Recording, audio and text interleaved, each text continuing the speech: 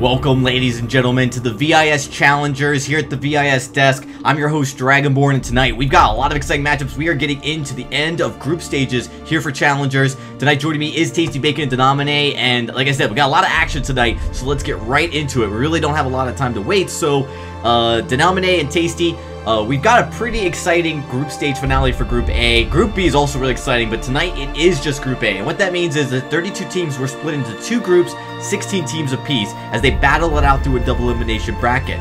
And it's coming to the head. We are actually at the final round in the winner's bracket. So tonight, the first two stream matches we're going to have for you guys will be determining who is going to make it to the playoffs. And then later tonight, we'll jump down to the elimination round to get into that. Let's take a look quickly at the bracket as we get into it. This is Group A, of course, and there have been some exciting teams here in this group, to name a few. But no surprise that the top four, the four remaining, really are some of those teams to really watch. It is Immortals, Intensity, Vision Gaming, and Misfits, with a few teams that did get knocked down to elimination already that are really big to watch. Tasty, I'm going to kick it over to you real quickly just to talk a little bit about our two matchups tonight. All right, thank you very much, Dragonborn. Yeah, I mean, the first matchup obviously is going to be very much an important one, both of these two matchups, because, as you mentioned, the winning team gets to the playoffs.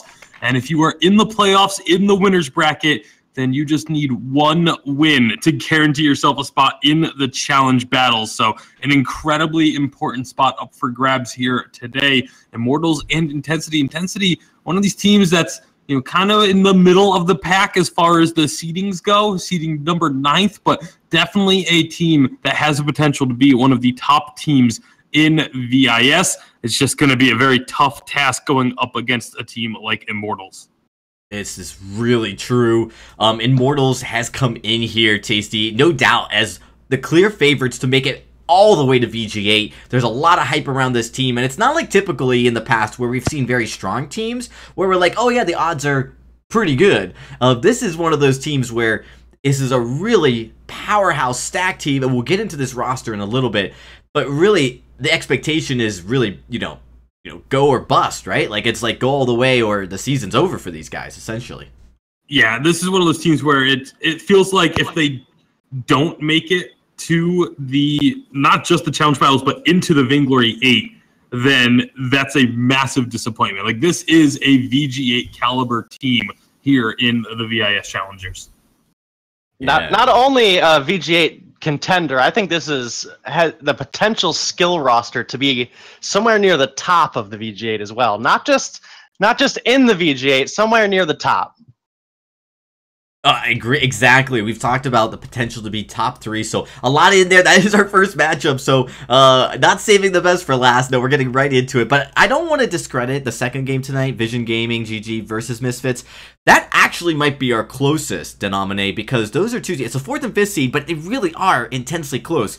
Vision Gaming actually upseeding Misfits, who was a team that had dropped down into the Vainglory 8 last season, and now they're really trying to get their way back up. This is a huge test for that group. It is indeed, and we've seen Misfits perform pretty well so far coming through this Challenger Series, maybe finding a little bit of that synergy, refound synergy that, may have fallen away for a little bit. Maybe the meta shift has helped them a little going into this season as well. So, it is going to be a close game as far as the seeding goes. We'll just have to see if Misfits can pull it together. They had a little bit of a rough start last week, but they ended up pulling through, up 2-1. So that's something to look at. Maybe not all the way there yet, but definitely a contender. Absolutely. Now let's real quickly, guys, look at our elimination round. This is a round where, for the most part, it has been pretty predictable to guess, but there have been a few surprises. I actually think the one big team here, obviously the strongest seed here, and just to keep an eye as we go through tonight, and we'll update you guys as these matches unfold, is Lost in the Echo. We've heard a lot of hype about this team's Denomine, and they are in the elimination round. We aren't going to watch them unless they make it to the final elimination round game, and then we'll be streaming that game here tonight. What are some of the big takeaways from this team and how they need to work their way back in?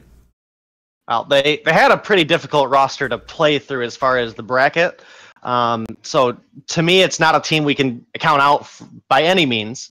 I definitely think they have a pretty good chance of climbing back up through this losers bracket and can face, potentially Misfits or even Immortals here in the finals. Mm-hmm. It's just going to be if they can pull their gameplay together. Again, they had a tough bracket going through the beginning, dropping to an Intensity VG who is now playing Immortals, but they're definitely a team that can compete with these teams when they bring their A game. Absolutely.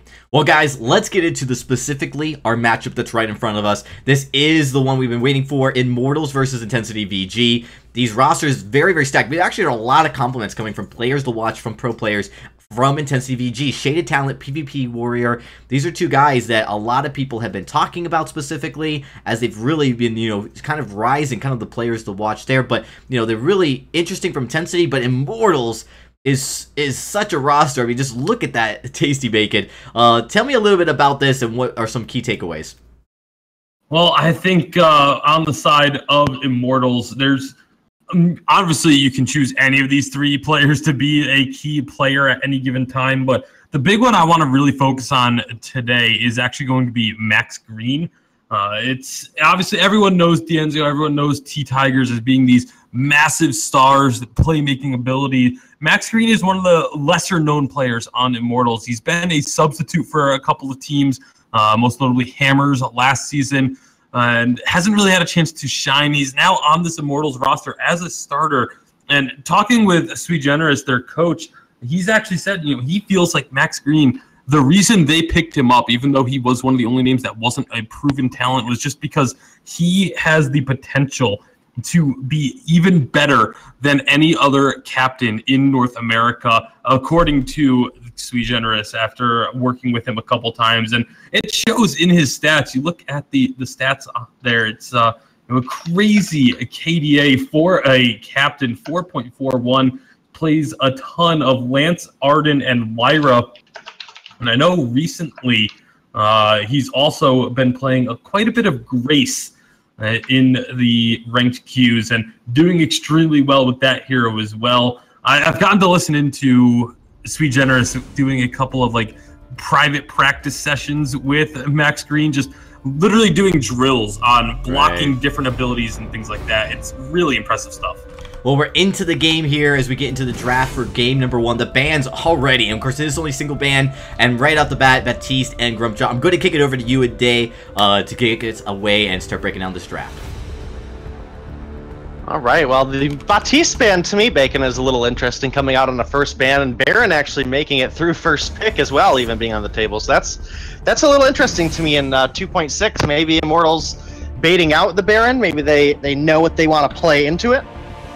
Definitely a smart team. We've always known this team, particularly with Sui at least, to be very, very keen on their draft strategy. Yeah, I mean, this is definitely a team that knows what they want to pick and how they're going to get it. But Lyra, Idris very strong. I'm a little bit surprised that Grace isn't being prioritized by either of these teams. Baron also still available, so Grace going to go over to Immortals, and the Koshka for T-Tigers.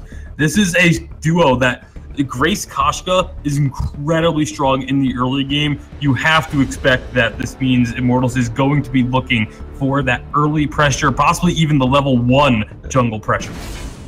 If I remember correctly, I think we had this conversation last week, though. If you give D'Enzio this Vox and give T-Tigers this Koshka, it's gonna be a rough game for you. So, it's gonna come down to if Intensity is ready to handle this draft. I do really like the Grace pickup. I think she's a very, very strong hero right now. And when paired with D'Enzio and T-Tigers on their main hero, this is going to be a hard game for Intensity coming here. Yeah, it definitely is going to be a difficult one, but we'll see if they're going to be able to do so. The Lyra Samuel is a very strong combo, but we are on to the fold for game number 1 of this best of 3. Immortals taking on Intensity VG. Can Intensity bring the Intensity to Immortals to try and take this series off of them?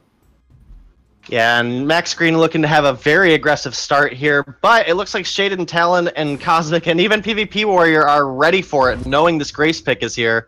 And it does look like Max is going to get caught out a little bit here with all 3 members of Intensity. Yeah, this is, I mean, it's still not the worst thing to have happened that he's getting spotted because all 3 members of Intensity are here. Meanwhile, you've got T-Tigers and Dienzio farming up on their own. And Max Green's going to try and steal away some of these camps still. He doesn't get either of them, but he doesn't give up his life. And again, this is all 3 members of Intensity putting their full focus onto this. That means they're sharing experience, they're sharing the gold. And members of Immortals are getting everything. And now T-Tigers is going to be coming in to try and steal away this Treant. So they're still, not going to get it actually. Kaz does take the Treant. So that's good there. But look at the lane, Dienzio picking up 10 CS while PvP Warrior has only been able to get 1. And it was one of the back jungle camps nonetheless, so definitely missed out on a lot of lane farm there. That's going to give Dienzio a pretty hefty edge, as well as an experience edge for both T-Tigers and Dienzio, as the experience share in the back jungle was between all 3 members of Intensity. Yeah, and you can see it's level 2 for Dienzio, while PvP Warrior just hit level 2. So it's not going to be a huge experience discrepancy in the lane, but that CS difference up against a Vox, it is so important if you are playing against a Vox that you stay even or get ahead of him in terms of farm. And PvP Warrior is not going to have that be the case unless some huge plays come out from Intensity. And I do believe Intensity has the potential and has the composition where if they can make it late enough into this game, this Samuel can scale pretty heavily, but this aggressive engage on T-Tigers here looks like they're going to find the Lyra. Kaz should be able to get out. He shouldn't die here, but that's still going to be a first blood going over to T-Tigers on this Koshka, and that is a big gold spike to give over to such an early game hero. Yeah, first blood bonus going to get picked up, and again, the lane is going to be in trouble pretty much constantly unless Kaz can make a play onto Dienzio, but Dienzio is able to recognize that he's going to be trying to do that and has the Sonic Zoom. As soon as the first Malice Invert goes out, Dienzio can Sonic Zoom to avoid taking additional damage from those abilities, and right now you can see T-Tigers and Max Green going to be taking away as much of this jungle as they can. Got the double backs. They're going to take this Treant as well. This is the way that Immortals love to play. They love this early game pressure. They love stealing away the enemy jungle. Yeah, and again, Koshka is such an early game hero, and Koshka and Grace both able to go deep in the jungle and have the movement to get out, which is absolutely huge, and that allows T-Tigers and Max to steal farm over and over again. 20 CS on T-Tigers to the 6 on Kaz and the Samuel. This is where you want to be on a Koshka, but again, if Samuel can scale into the late game as well as this Idris, then they should still have a potential to come back in the late game. Yeah, well, they're going to need quite a bit to get there, especially because the farm advantage in the lane is going to be picking up for Dienzio. Both of these two are going to be coming out of the base, and for the next little while have that poison shiv. So the item edge isn't really going to be a thing. However, they are going to be definitely, once the next shop rotation comes through, Dienzio should have a nice edge. In the jungle, it's actually going to be PvP Warrior taking a lot of damage. Max Green got a nice Holy Nova down to get a stun, but again, T-Tigers has just been taking away so much of this jungle. Yeah, and we're still sitting around 24, 25 on T-Tigers by the time he clears these camps, to the 11 on Samuel, and he has a whole jungle of his own still to clear, so this lead's going to excel further, and this is pretty common what we see out of T-Tigers here. So he starts building essentially towards a Shatterglass just because of Koshka's ratios, but he typically finishes the Aftershock first. It gives you that burst damage and gives you the cooldown, which is really essential on Koshka, especially as you get to that level 6 point where he's at now. And that yummy Catnip Frenzy, getting it off cooldown a little quicker is huge, because if you can get that stun off in a fight, it's super deadly, and no reflex block yet out of anybody on the side of Intensity. Yeah, that's going to be very important. The reflex blocks, now that T-Tigers is level 6, if those don't come out very, very shortly, he's going to be able to devastate them. Kaz is going to be the first target of it, gets stunned up, but the healing coming out from Shaded Talent will keep Kaz healthy and fighting, and he's able to turn it around and get the kill onto T-Tigers. So T-Tigers perhaps going a little bit too aggressive. D'Enzio thought about rotating down, but realized it would be a 2-on-3, so they make the call to back off. Yeah, and a little light there for intensity to find T-Tigers a little overextended, but we do see T-Tigers almost having enough gold to complete this aftershock, and maybe a little bit of a misplay from Immortals there, but definitely something they can still recover from. Oh, absolutely. One kill is not going to be the end of the world. However, in the lane, it's a 2-on-3 situation. Again, Max Green will take the brunt of that damage, able to walk away, however. Yeah, and a good choice in your player to watch this game. He's been really awesome so far in this Grace. He's been a huge nuisance for the side of Intensity, and he's constantly getting double stuns with the B on Grace here. And I mentioned the Grace during that player to watch, and his last 4 games in ranked on Grace, he has had a perfect KDA. Going to be looking to transfer that into this matchup as Kaz narrowly gets away from T-Tigers. T-Tigers still sticking around. This Crystal Sentry is just doing too much work, and PvP Warrior rotates down and finds the kill. Yeah, and we know T-Tigers to be very aggressive, maybe need to rein it back a little bit here. He does have this Aftershock completed, which is going to give him a little more burst, and again, a bit more cooldown, but definitely need to work on maybe working on rotating as a team a little bit more. We've seen D'Enzio still getting farm here up in the lane, which, is smart. Vox making it to the late game is pretty important. We do see this typical Poison Shift Tension Bow coming out of D'Enzio, so that's a pretty big spike for this Vox. They're going to start being able to engage. This Vox is really going to start to come online now that he has these 2 items complete. So 2-item spike is a pretty good one for D'Enzio. Obviously, the Tension Bow, it's so much in the history of the item has been just purely an early to mid-game item, but now it does hold up a little bit better into the late game because of the armor pierce. However, again, T-Tigers trying to be a nuisance in the jungle, once again going to get caught out by all 3 members and not be able to commit to this fight. It did allow D'Enzio to get a little bit of damage onto that turret, though. So even when T-Tigers isn't able to necessarily find what he's looking for, he is able to be such a distraction to the enemy team that his teammates can find opportunities regardless. And again, you have to go back to looking at those CS differentials. Yeah, and again, T-Tigers doing a really good job snowballing on this Koshka. That's really where they want to be. Max Green takes the portal and avoids the Oblivion. D'Enzio with a double silence here. T-Tigers jumping in very, very deep. Grace able to keep him alive, though, and now D'Enzio's on the chase.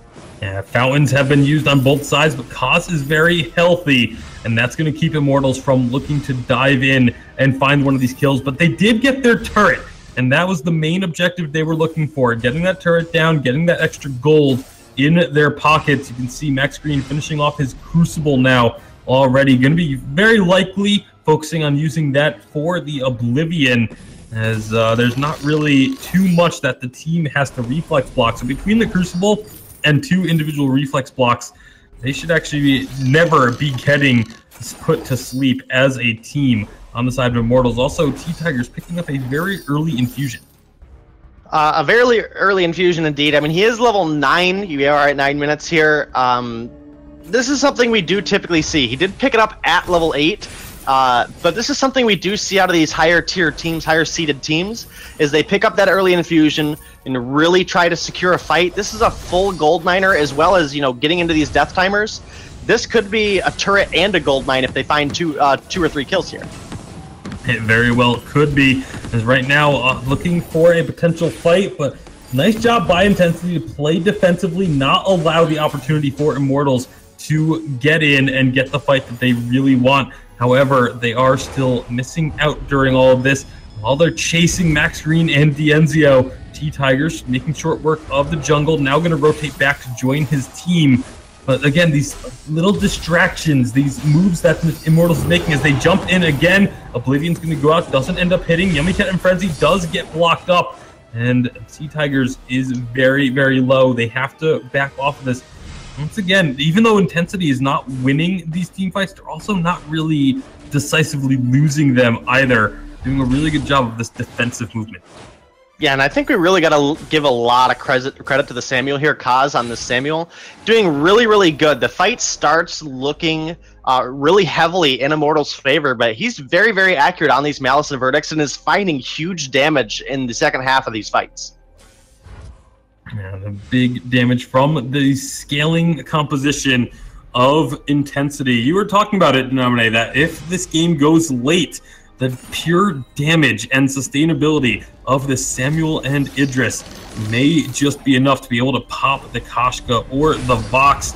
Right now we're going to be having a bit of a fight as they found Shaded Talent. He's trying to run, will get to safety. Once again, just Immortals not able to finish finding the kill, but they don't need the kill. It's all just to force members away, force recalls out of intensity so that they can work on this gold miner. Yep, that is going to be a gold miner going over to Immortals here. So they didn't find the kill, but they did find 300 gold in each of their pockets, which this early in the game is going to extend their lead to 3,000. And T-Tiger's sitting at 11, almost level 12 on this Koshka, is 2.5 levels ahead of this Samuel. So again, T-Tiger is doing a really good job stealing away this farm, keeping Samuel down in the game.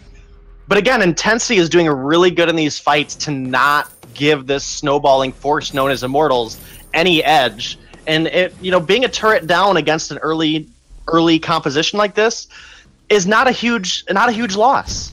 Yeah, it's not the end of the world for Intensity. They'll have their chances to get back into this as long as they just continue to play safe until they feel they're at a point where they can look for these fights. And right now we're going to be finding a fight. That's a big chunk of damage onto the Samuel. Once Samuel is down, that could be bad news. However, it is going to be the NCO falling as well. This 2v2 fight is being won by PvP Warriors. He steps forward, finds the kill onto T-Tigers. Going to be looking for Max Green. Max Green's very tanky as he goes under the turret.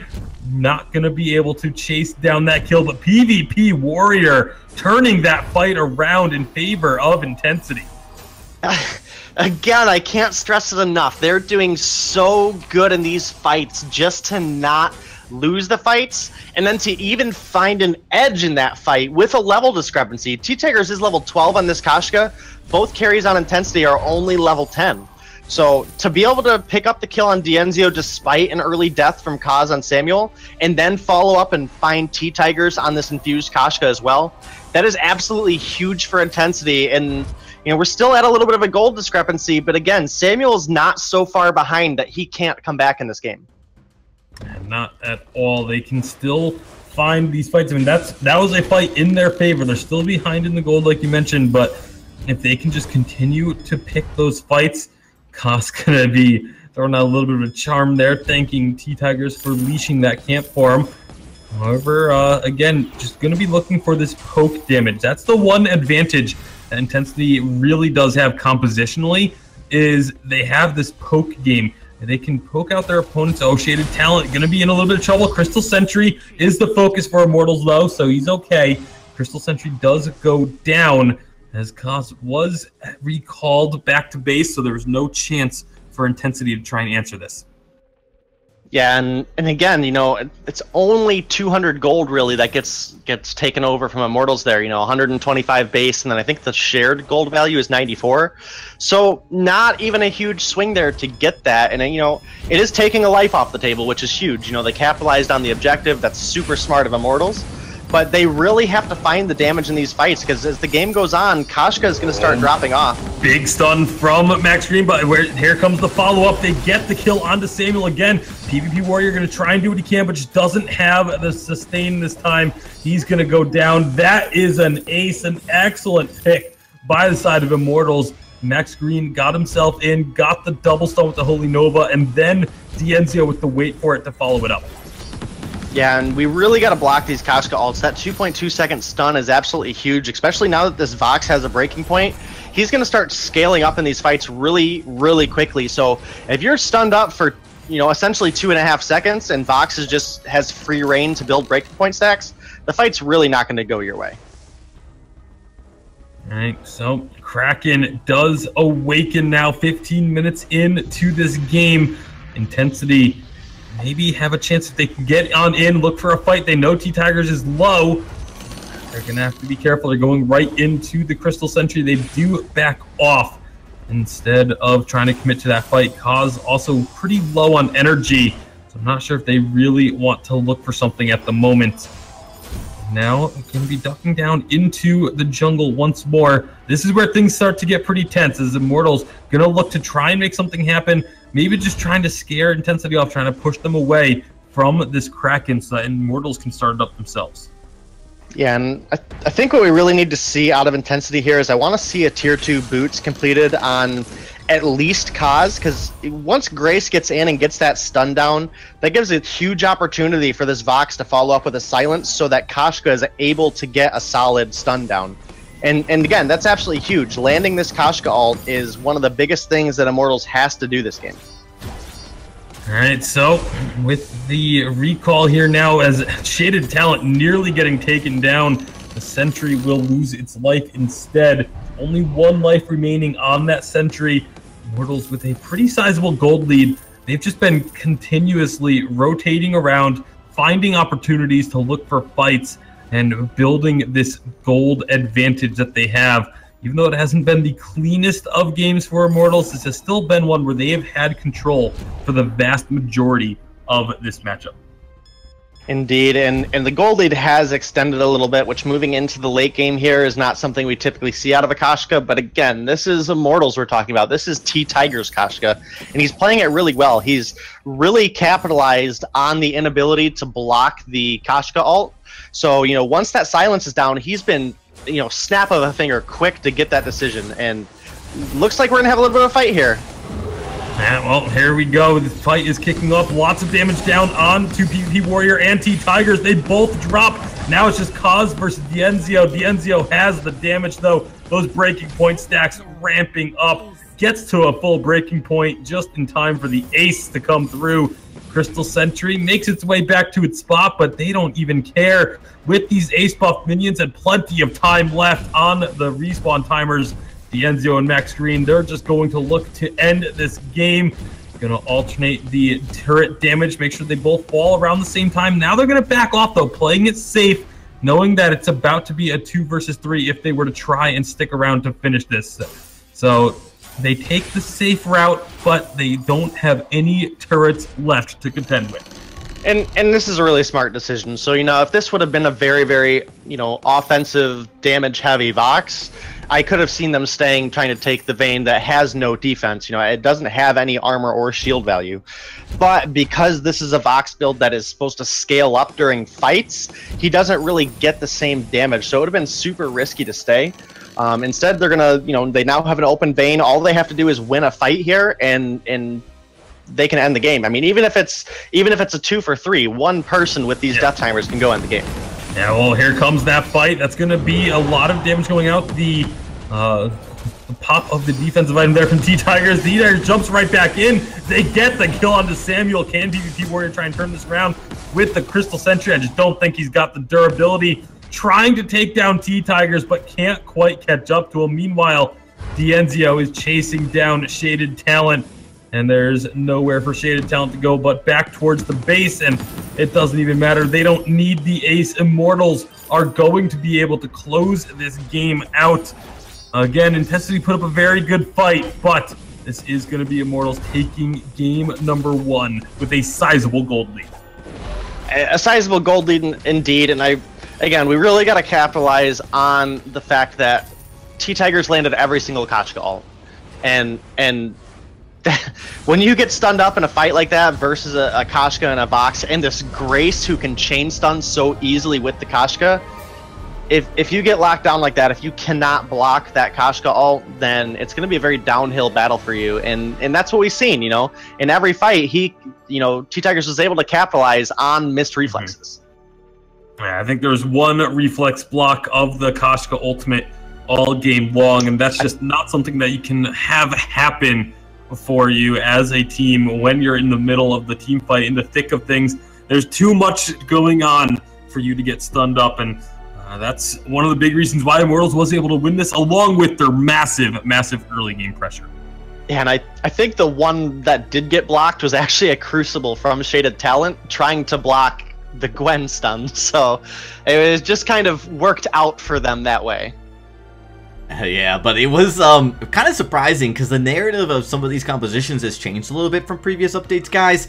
This is, you know, Akashka being strong into that mid-late game, right? Like, we talk about Akashka's early game being very, very difficult, but we actually saw Intensity VG hang in there, actually really neck and neck, only down by a few thousand gold at the about, like, was it 8 or 9 or 10 minute with that really peak spot where the snowballing starts. It was just overwhelming, and I guess the question is Kashka paired with this Grace just an addition, all that crowd control that comes in, just too much to handle, and it's something that Intensity may have to address in the next draft. I don't know if it's the Kashka's too much to handle going into the late game as much as you have to block the Kashka ult.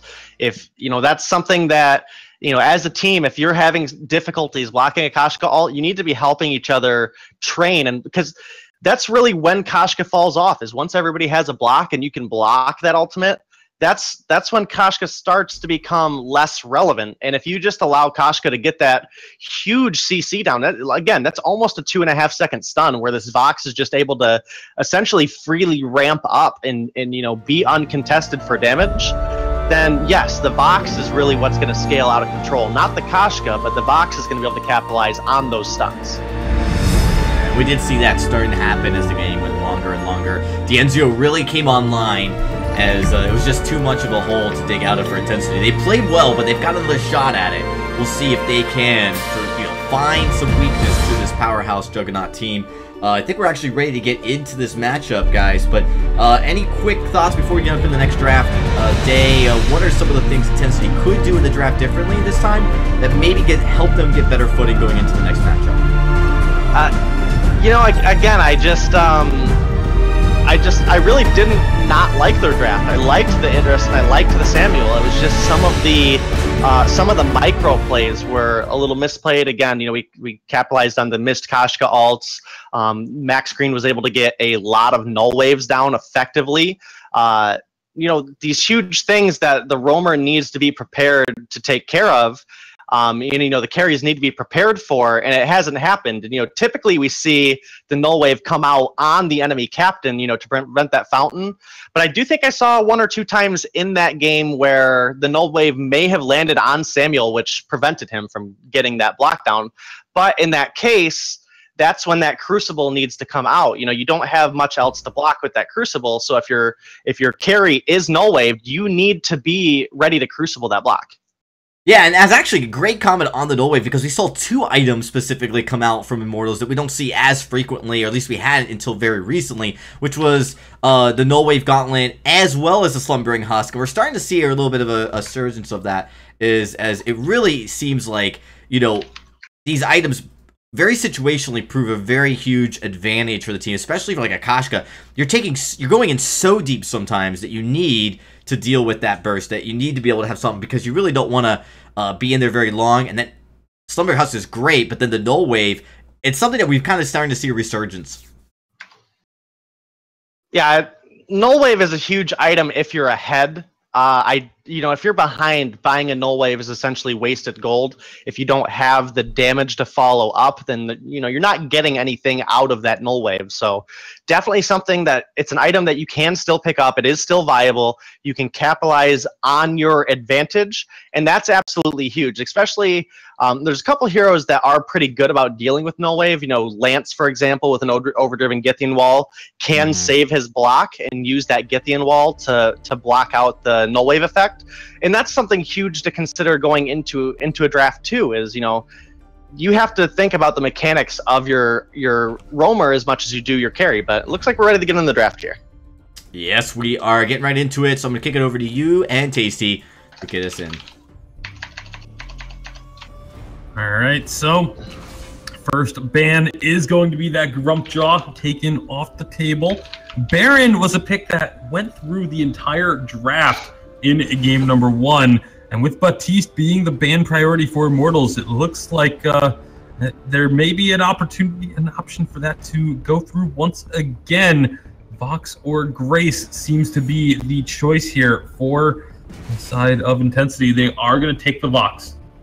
They are going to take the Vox, and again, it's pretty interesting to see the Baptiste ban here, and Baron making it so far through these drafts. And realistically, I think the way Intensity probably looked at it last game is they knew if they picked up the Baron on B side, they were going to have to deal with that Koshka from T-Tigers. I think they were probably a little worried about making it to the late game.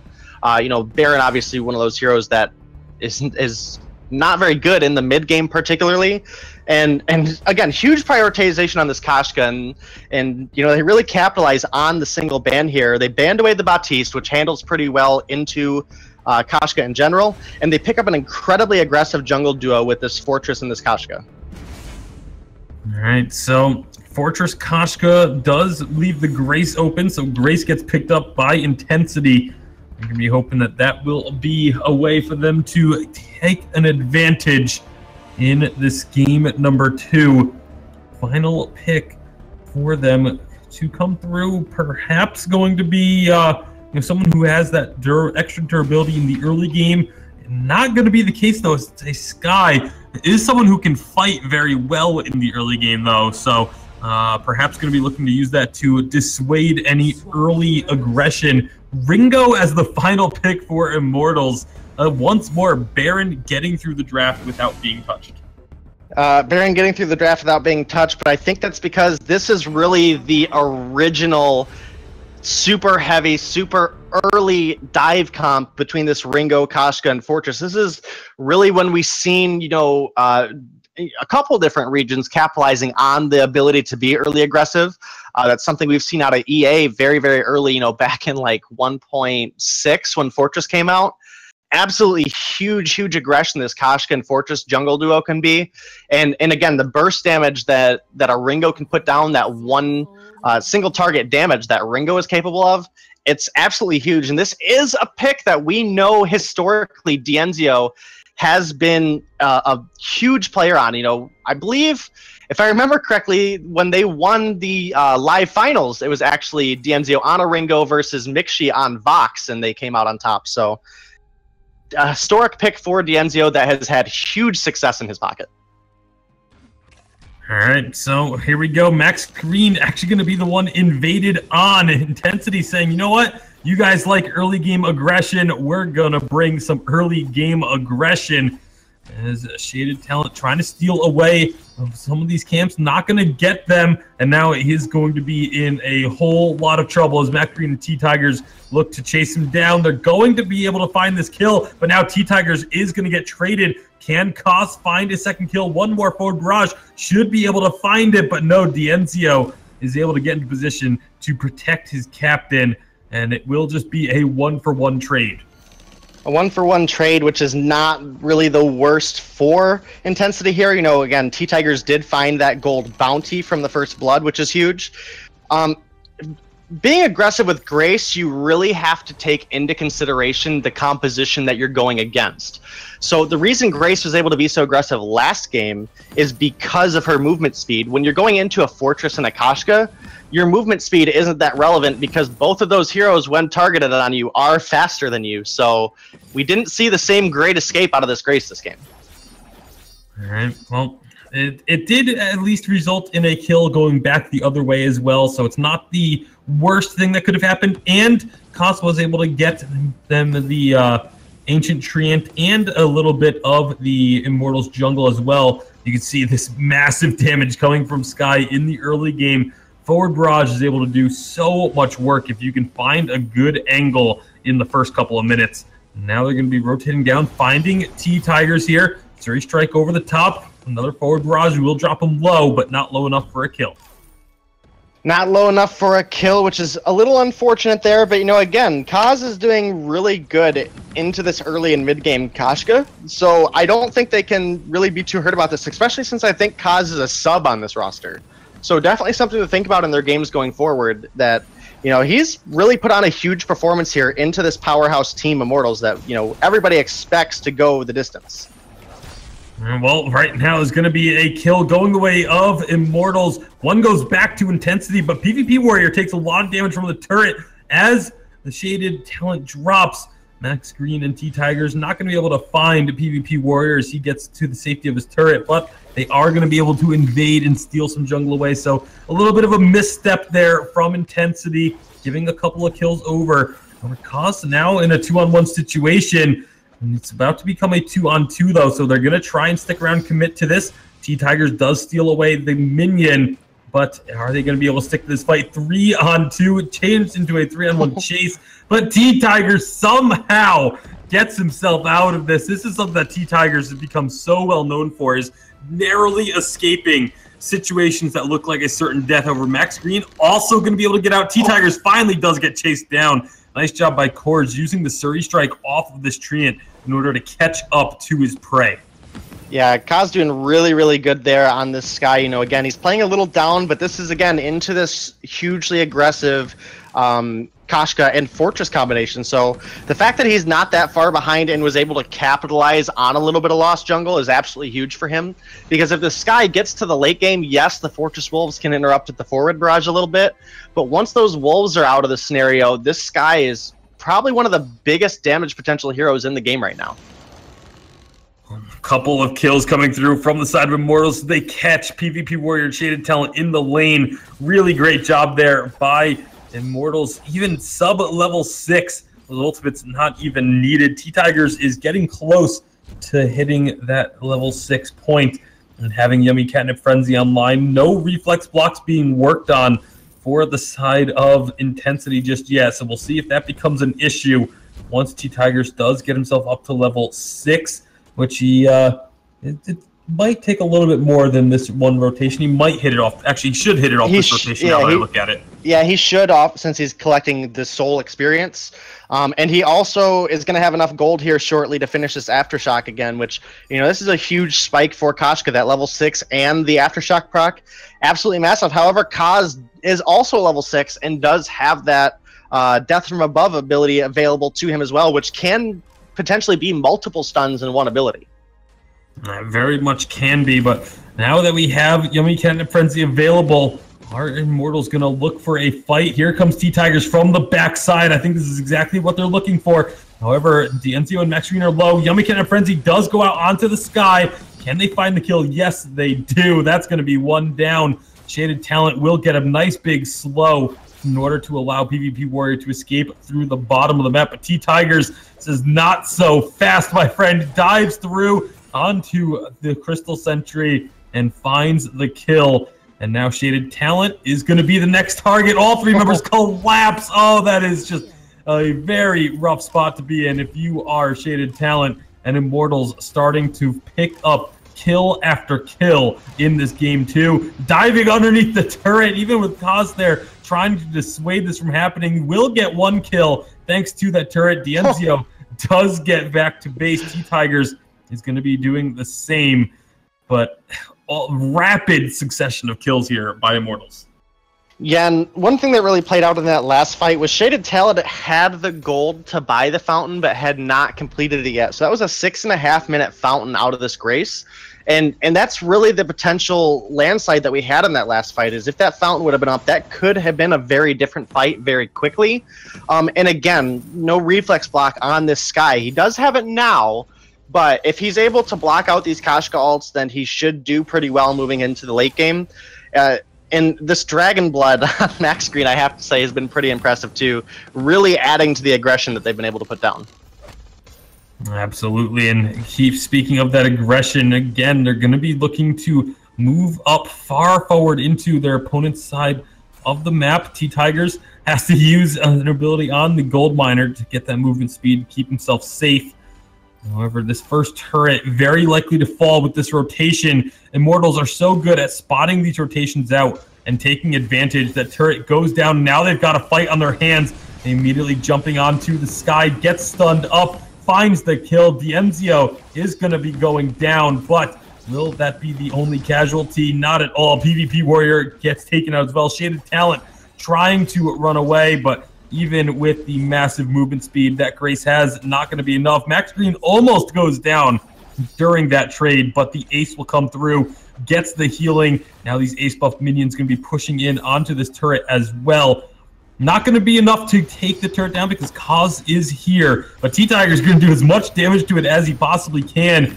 Now might be in some trouble. Max Green going to try and body block this forward barrage for his jungler. Will be able to do so as T-Tigers grabs the Treant. He's going to look to go back in maybe, but no. Yeah, oh, yes, he is. Okay. Not going to be able to get a kill, though. That was... I think those T-Tigers kind of recognizing that he was very likely to go down regardless and just sacrificing himself. Yeah, just sacrificing himself to save Max Green there, making the best of a bad situation. So a little bit of overstay there definitely cost him their life, but Max Green was able to get out, and they were able to capitalize a little bit on it. Didn't really get a whole lot of objective control out of it, so I'm not really sure I'm in love with the casualty, but... again, T-Tiger's just really good in that last fight, capitalized on the inability to block the reflex block. It looked like PvP Warrior actually thought the Kashka ult was coming onto him because he did reflex block in time, but the stun came down on the Sky, who was not null-waved and just completely missed the stun, and very, very quickly they did capitalize on it and found the ace. All right, well, now that they are going to be looking for another fight, that's T-Tigers going in onto the Sky. Hellfire Brew comes out, gets blocked, but that leaves, oh boy, poor Shaded Talent left all alone on the backside, getting completely stunned up and taken down. Now the chase onto PvP Warrior is in full effect. They get another kill. Kaz is the last member standing, has help from the Crystal Sentry, but I don't think Immortals are even necessarily concerned about that kill. They want this turret. Turret's going to melt. Now Kaz makes his presence felt. They try and get some damage onto Kaz, but the turret, it was their main objective. They find that objective and back off. Yeah, and that's a little bit more of an objective control here for them. That is 900 gold in their pocket, as well as they now only have one more turret to get down to have that hard choke point turret taken care of. And only at 10 minutes. There's no Saw on this team. There's no really heavy turret aggressing hero like a Scarf on this team. But they've just done really good on capitalizing on a single death or two deaths from Intensity.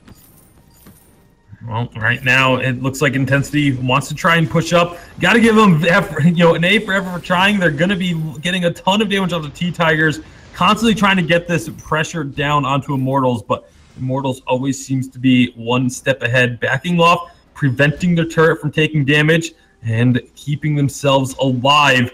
Intensity, they are going to be really pulling out any trick they can to try and get this game back in their favor. But they are starting to really slip behind. Immortals maybe setting up for another fight. They're perfectly happy to be the ones to pull the trigger. They indeed are, and I really think it was a missed opportunity out of Intensity here. I want to chalk it up to they may have missed that Max Green burned that fountain incredibly early in that last fight, but then they didn't capitalize on the gold mine or attempt to push turret either. So, to me, really, really missed objective opportunity there. Immortals was in absolutely no case to fight. T-Tigers was below half health. The fountain was down. He was low on energy, and they just didn't do anything with it. And that's not how you're going to win this mid game against Immortals here. Right now, as they look for a little bit of damage on Shaded Talent, Infusion's going to be coming out for a couple of members, actually just one member of the side of Intensity. Immense gold payout collected by Immortals while they have the opportunity. And 2 level 9 Infusions that are ticking down for them. Starting to get some vision, trying to get some vision control is the members of Intensity. They have one scout drop down that's going to actually spot T-Tigers coming up, so they know that all 3 members of Immortals are here. PvP Warrior recalls out, so they're definitely not going to be looking for a fight at this juncture. PvP Warrior does get his breaking point. We'll see if that has any effect on these fights. They do get a stun onto Max Green, but here comes the fight from Immortals. The Sentry is the focus. It's going to go down. But now Intensity has a chance. It's going to be a nice Crucible to block out the stun. They take down T-Tigers. Dienzio is next up. He's going to get slowed up and dropped. All of a sudden, Intensity able to find themselves an advantageous fight. What can they get off of this, though? As it looks like all they're going to be able to take is, the entirety of the jungle is a pretty good thing to take, but they are still so far behind as far as turrets and objectives go. that this is just going to be a small step in the right direction of coming back in this game. Yeah, and I do think it was smart of them to take the jungle. The wave was so far pushed, and at 13 minutes, these death timers were not long enough for them to go back, clear wave, and take turret, as well as we don't really have a whole lot of consistent burst damage to take a turret with the barrier, so definitely smart of them to take the jungle while they could, clean up that farm and lane. That gold discrepancy of 6,000 has now dropped to a little under 4, so pretty substantial change in gold there. Still not ahead, but Sky has completed this broken myth, and we really saw that damage ramp up in that last fight, and they capitalized specifically on Max Green burning that fountain early. They were able to get T-Tigers down. They followed up on D'Enzio and cleaned up what they could of the jungle. Unfortunately, Immortals had already found the gold mine, so not a huge take for them, but definitely a step in the right direction. A step in the right direction for sure, but can they find more? They're going to have to take quite a few more team fights in order to get this game fully turned around. Hellfire Brew did go out, didn't really have any effect. Crystal Sentry, though, is going to be going down once again. Immortals just taking control of this jungle. There's only one life left on this Sentry now. Shaded Talent is in deep behind Immortals. I don't think Immortals realize just where the Intensity team is at the moment. Intensity, oh, this is a big mistake. They start up the gold miner. Here comes Immortals diving on in. Some good damage going down from Sky. It's going to be Shaded Talent taking a lot. Max Green going very low. Intensity, they need to commit to this fight. They need to try and go all in. Use this Grace, get in deep. And there we go. They jump on in. Crucible going to be used, but doesn't really block much. That's 1 kill. That's 2. Kaz is going to block the Yummy Catnip Frenzy. And that is a triple kill for Kaz and an ace for Intensity. And, you know, huge thing in that fight again, if this Sky is able to block the Kashka ult and get that forward barrage damage down with that ramping up broken myth, these fights are gonna start to swing for the side of Intensity. Again, it's just, you cannot let a 2.5 second stun come through. It just allows too much damage to come out, especially with this ramp up damage build that D'Enzio has gone on this Ringo that we typically see on a Vox.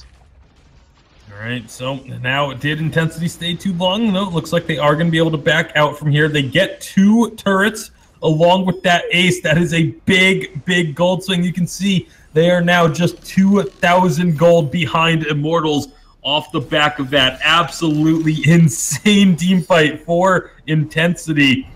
And if they can just keep that up, just keep up the damage, keep up finding these opportunities. It was a beautiful rotation by Intensity. They got in behind Immortals. I thought for sure starting up that gold miner was going to be a massive mistake, but they were able to turn their attention to the side of Immortals immediately as soon as they showed up and got that ace, the triple kill for Kaz. Wow, what a turn of events here, Denode. Yeah, and you know, huge opportunity there for Intensity to catch up a little bit. You know, they did get the second turret down as well.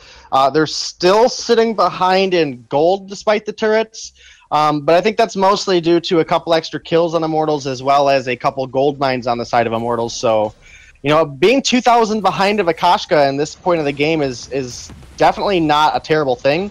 I really like Kaz there in this fight. Huge aggression out of T-Tigers. And the block does come out, and look at the follow-up damage out of the Sky. Absolutely massive. T-Tigers forced out of the fight already. Yeah, T-Tigers has to run. Both fountains have been used, so there's no extra healing available to the side of Immortals, and this is going to be Intensity chasing on through. They take out D'Enzio. Will they be able to find anyone else? Doesn't look like it, but it doesn't look like they want to go chasing either, as they're going to actually just be recalling instead of looking for more. Would have really liked to have seen them at least take out the Crystal Sentry while they were that far in, but they decide to recall fully back to base, heal themselves up.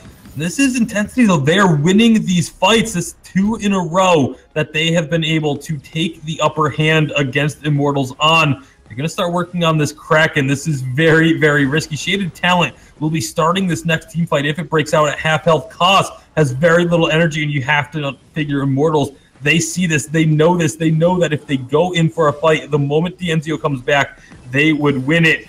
It's going to be Kraken giving up. However, wait for it, is going to go out, silences up Max Green temporarily. He's going to be able to get the healing, the fountain out. That's going to be the ultimate too. T-Tigers goes low, but is it going to be enough?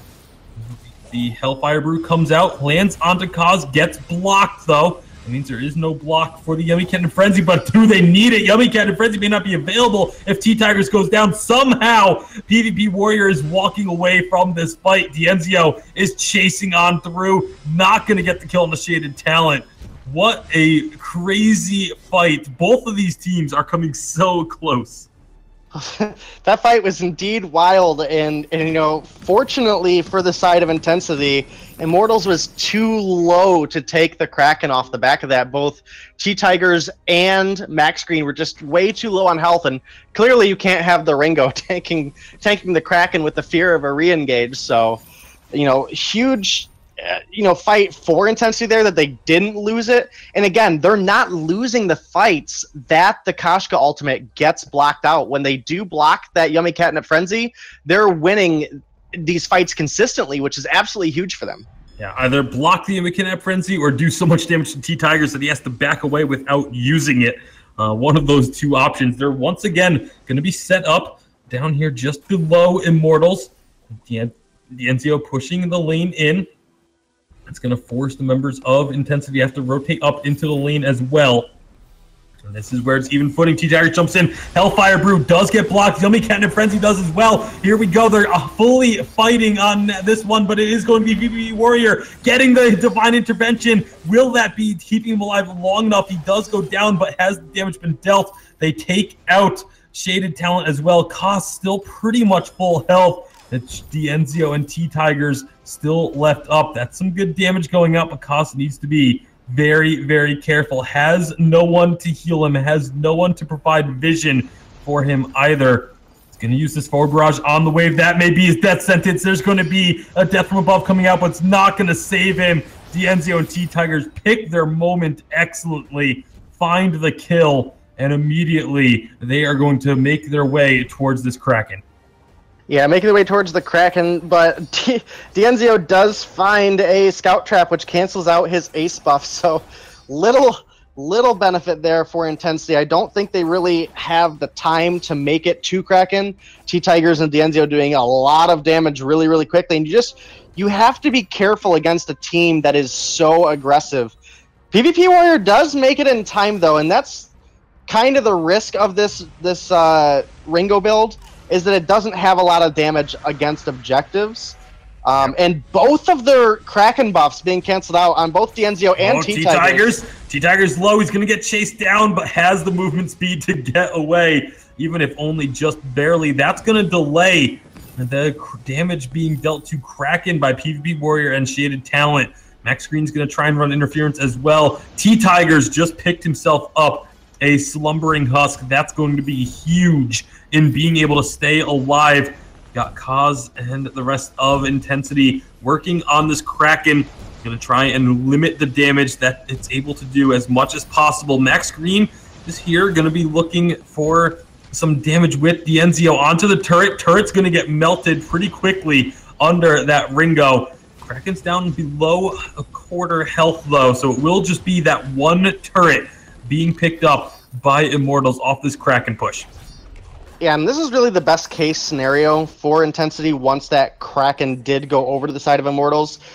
The Vox ult luckily getting the Ringo and a Resonance bounce hitting Kashka really prevented a lot of push that Immortals would have had to follow up this Kraken, because Sky doesn't do really well when fighting around a Kraken, because you either have to put yourself way in danger past the Kraken to get the damage down, or fight around the edge of the Kraken, which again can be pretty dangerous. You really expose yourself pretty heavily on a Sky. So really that was the best case that could have happened for them, and you know, they really took advantage of it. Yes, they lost that choke point turret, but at least they didn't lose the game. All right, so now is this going to be the final fight? As that's going to be a big Holy Nova not connecting, huge damage onto this captain. The Yummy Cat and Frenzy gets blocked. They're going to try and chase down T-Tigers. Sliver of health for Shaded Talent, and he will go down to one more shot. Just the 2 carries left in a 3-on-2 with everything available to Immortals. Fountain, Crucibles, Reflex Blocks, it's all there. And Immortals very likely going to look to push in and end this one. Fountain does come out because there's a lot of damage from Kaz. PvP Warrior and Kaz looking to just stave off this Immortals push, and they're going to be able to do that for now. Losing out one, but not losing anything of value. That is significant still. And again, we really have to focus on the damage this Sky is able to put out as those Broken Myth stacks start to ramp up. You know, aside from maybe a full build Baron, Sky has pretty much the highest damage potential out of any hero in the game, at least as far as my opinion goes. I don't have any raw numbers to put on that. But man, Immortal's taking a huge risk here, diving in. They do find Kaz with the Grace not being back up yet. And that is a huge fight for them, especially with Kraken just coming back on the fold. Absolutely massive. Kaz has been one of the biggest, actually has been the biggest source of damage for Intensity. And to have him down for so long while Kraken is available, absolutely devastating. Immortals know this. They're going to go start up the Kraken.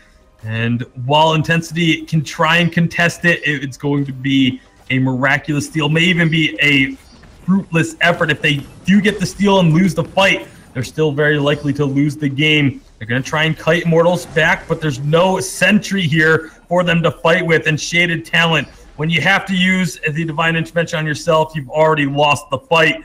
And that is going to be a kill for Immortals. PvP Warrior going to try and stop the recall of Max Green, unable to do so. But they did stop the Kraken take. It's still going to be 45 seconds with no Shaded Talent, no captain for the side of Immortals. And once again, another fight goes their way while still having all of their activatables available. Yeah, and PvP Warrior in a little bit of a dangerous spot here. I really think even though it's a 2v3, as long as we keep blocking these Kashka ults, this Sky does have the damage potential when kiting backwards that they really can't push for a win unless if they get that stun down. And a huge block coming out of Kaz there. It is going to most likely be a Kraken going over to Immortals, but they're still in this game, and they're showing that they can compete with Immortals right now. You know, we are at a kill advantage for Immortals, but it's looking good for Intensity. They're looking like a strong team right now. And trying to force Immortals off this Kraken. So much damage onto Dienzio. That's going to be a fountain forced by Max Green. And they have just stopped this Kraken take. Honestly, PvP Warrior and Kaz, if they had gotten on the Kraken a little bit sooner, very likely end up stealing it away because Immortals had to recall T-Tigers going back to Dienzio. They're going to be using this Treant. Kraken going very low. PvP Warrior trying to keep Immortals at bay. Are they going to get it? They do get it. And Intensity is now going to have Kraken pushing in their favor to nominate. What is this game? Intensity are going toe-to-toe with Immortals. They didn't make it this far by being a team that can't compete at this level. And again, we see Kaz on this Sky, incredibly good positioning, and when he gets those Kashka ults blocked for him, he's able to find the forward barrage damage. He's using the Suri Strike correctly to reposition himself in the fight so that he's not a danger to Dienzio, and he is finding a huge amount of damage, and it's just really impressive coming from a team that's a little more unknown. You know, it's really showing how close the competition is in North America right now. Fire Brew gets blocked. Oh, that's going to be a stun onto Shaded Talent. And he's going to get blown up. Not going to be able to use any of those resources to help keep the team alive. Kraken will take this turret. The one saving grace here for Intensity off that is once again, they give up the kill, but there's nothing for Immortals to take as a result of the timing of it. Kraken is going to go down, but this is a standstill. These two teams are at the exact same position.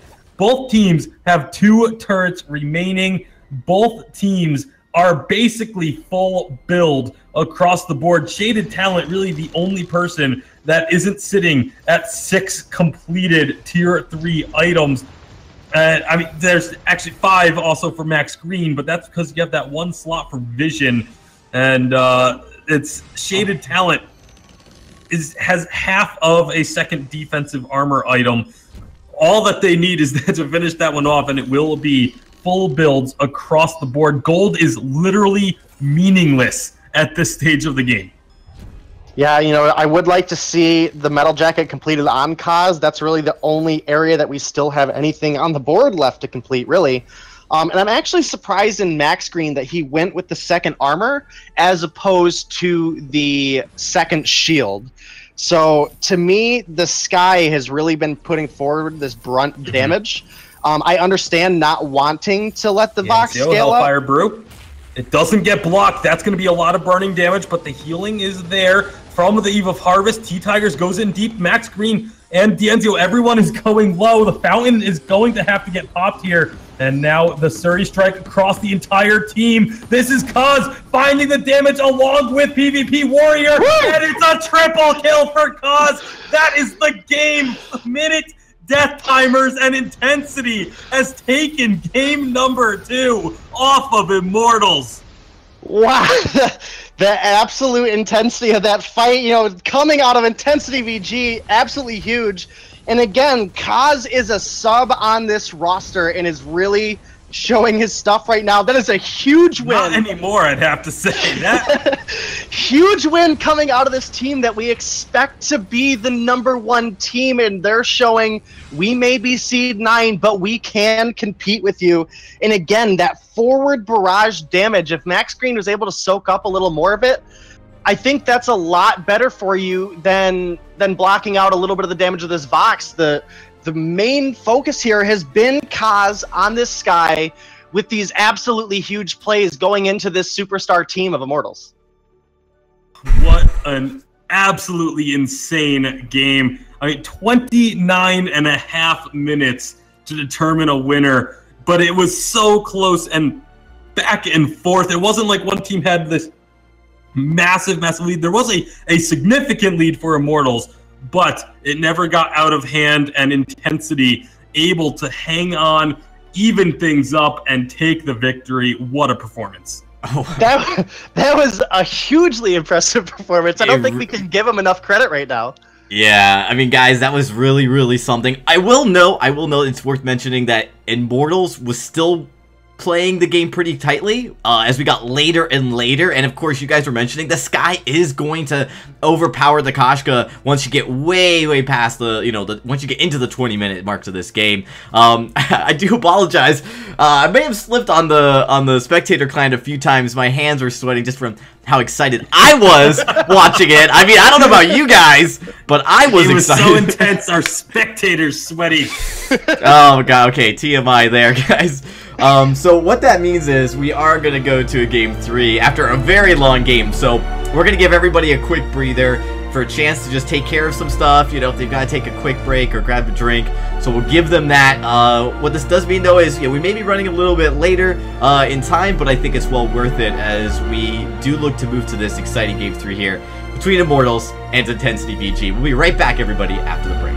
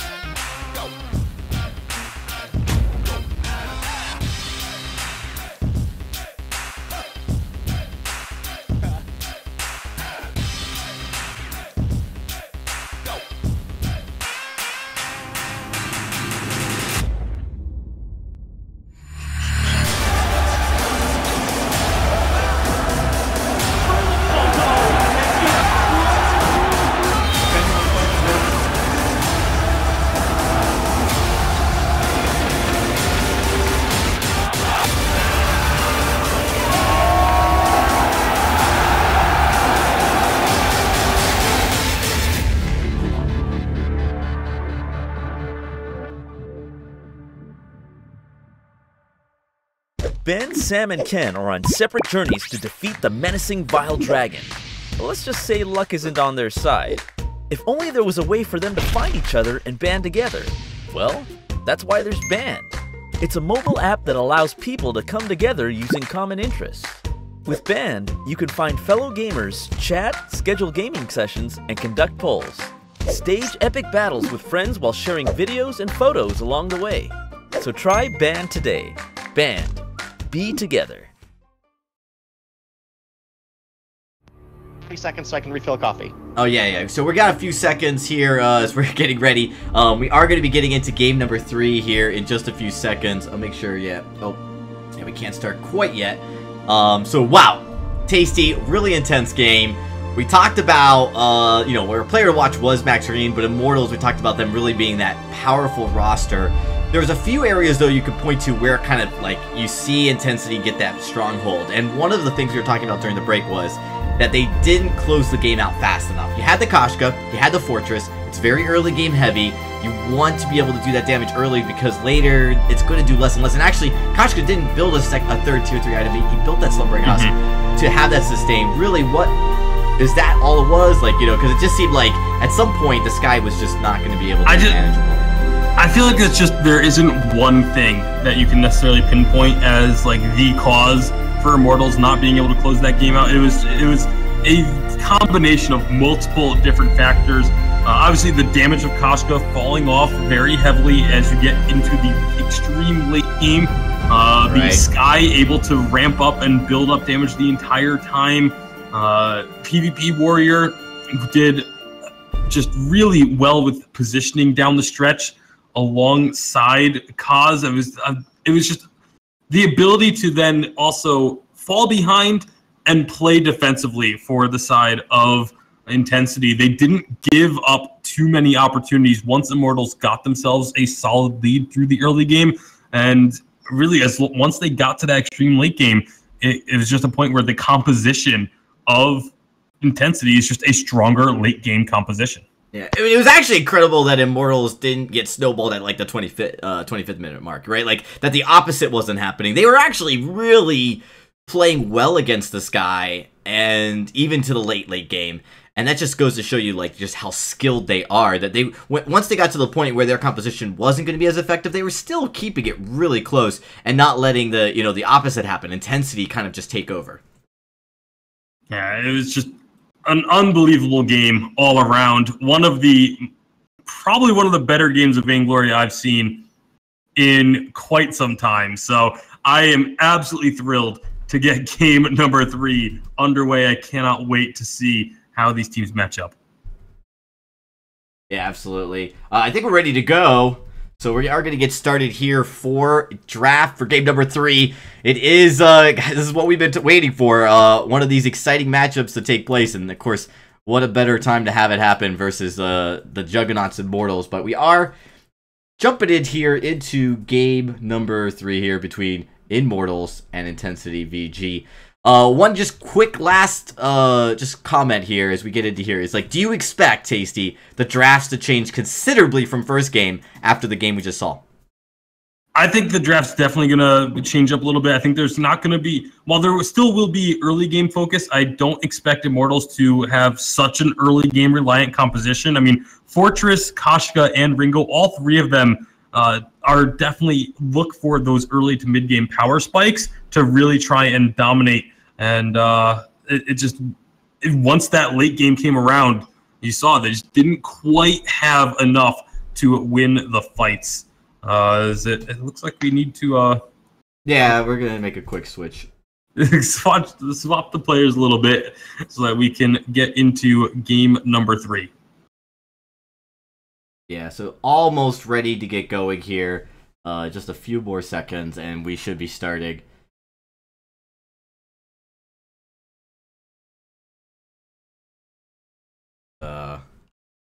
Just want to make sure everybody's ready to go. We don't want to start too prematurely.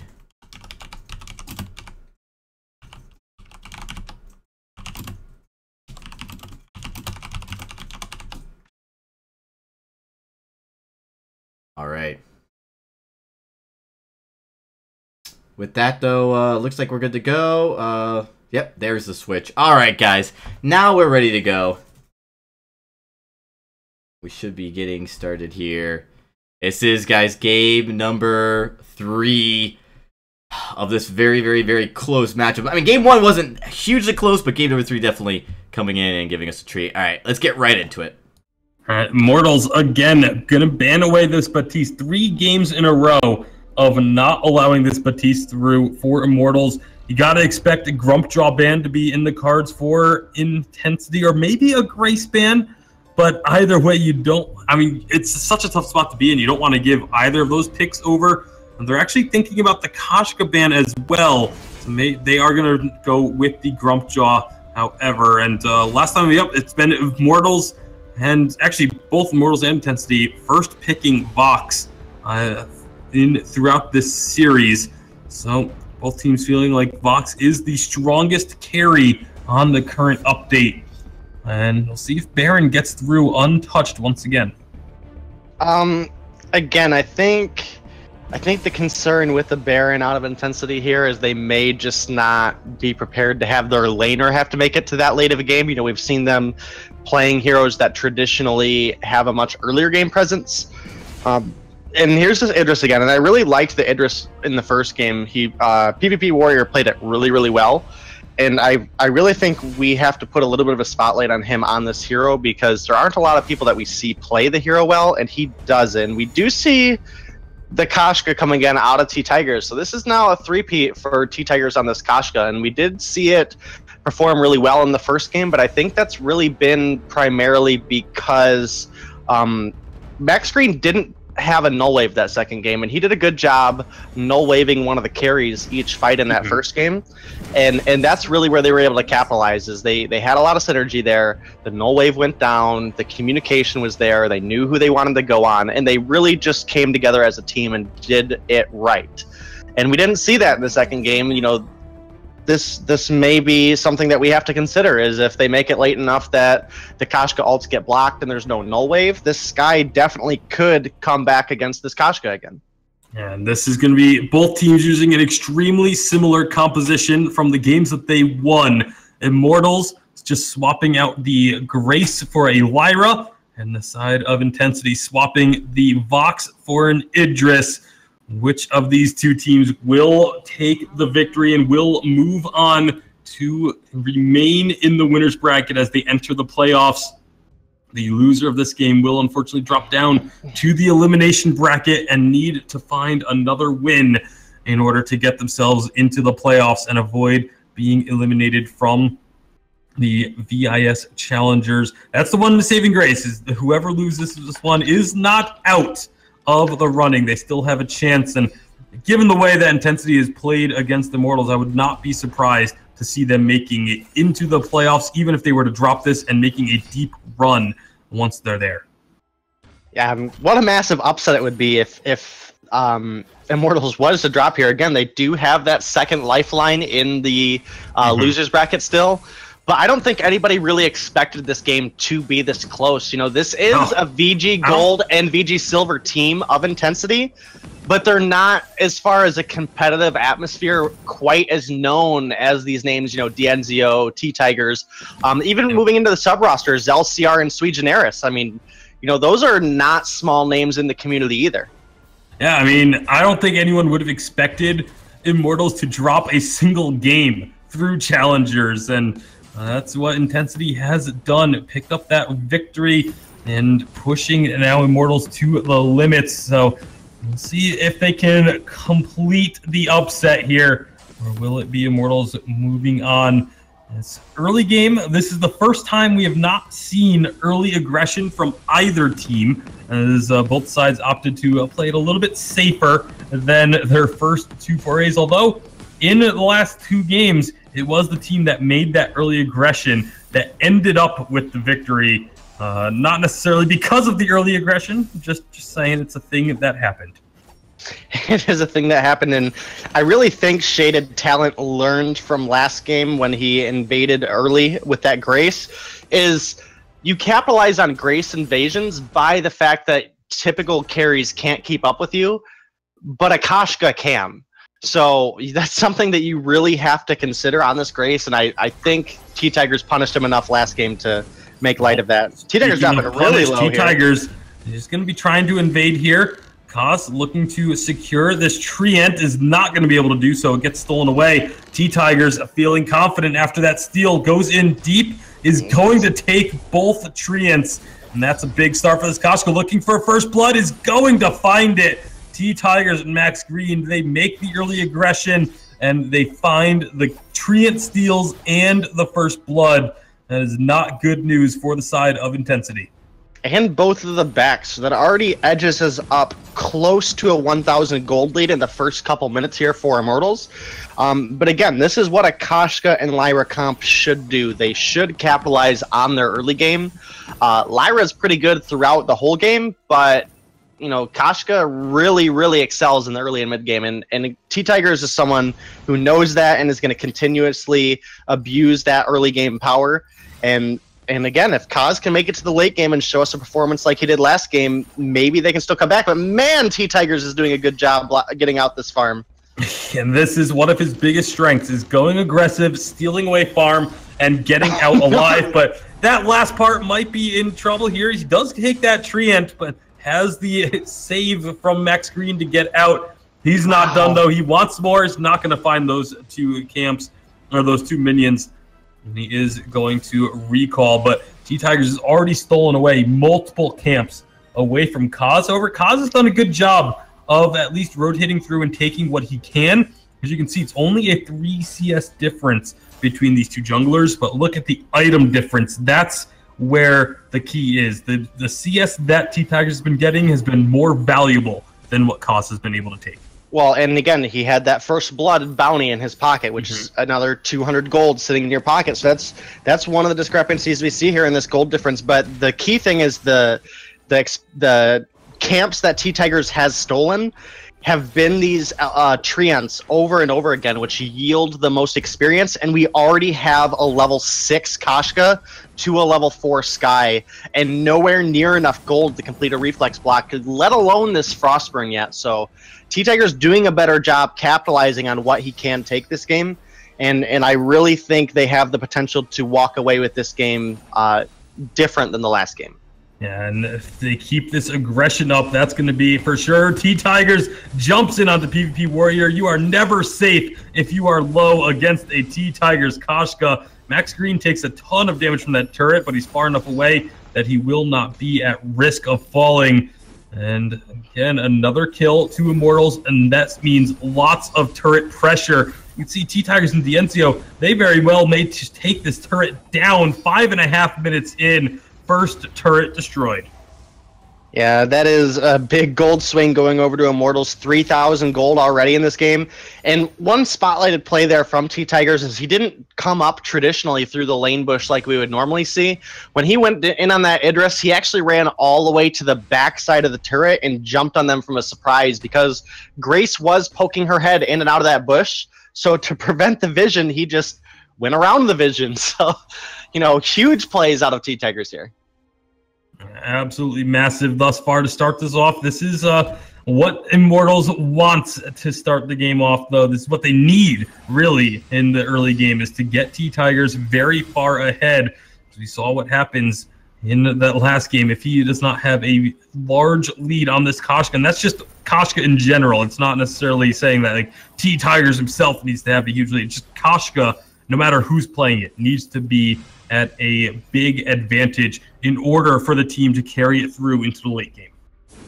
Yeah, and you know, again, Kaz has done really good keeping up against this Koshka in each of the games, and it's really going to come down to, again, when T-Tigers gets the stun down, they're winning the fights. When the stun gets blocked, they're losing the fights. So that's something that we're going to have to see. Is Max Green going to prioritize and go into a null wave again? It's the only time will tell. They did find Kaz here just a second ago, so they're really trying to push this advantage with another turret right now. And, you know, capitalizing on this aggression is what they have to do, and that is turret number 2 in 7 minutes, and there is no saw on this team. Absolutely incredible stuff from Immortals.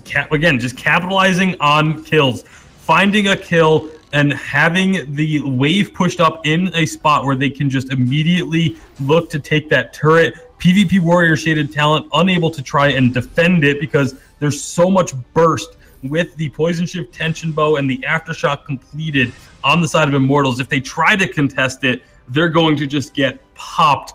And so I feel like they should have at least put an attempt at contesting it in, even if you're going to get taken low, just get the turret targeting your opponents, and their chances of actually finishing off that turret become significantly lower.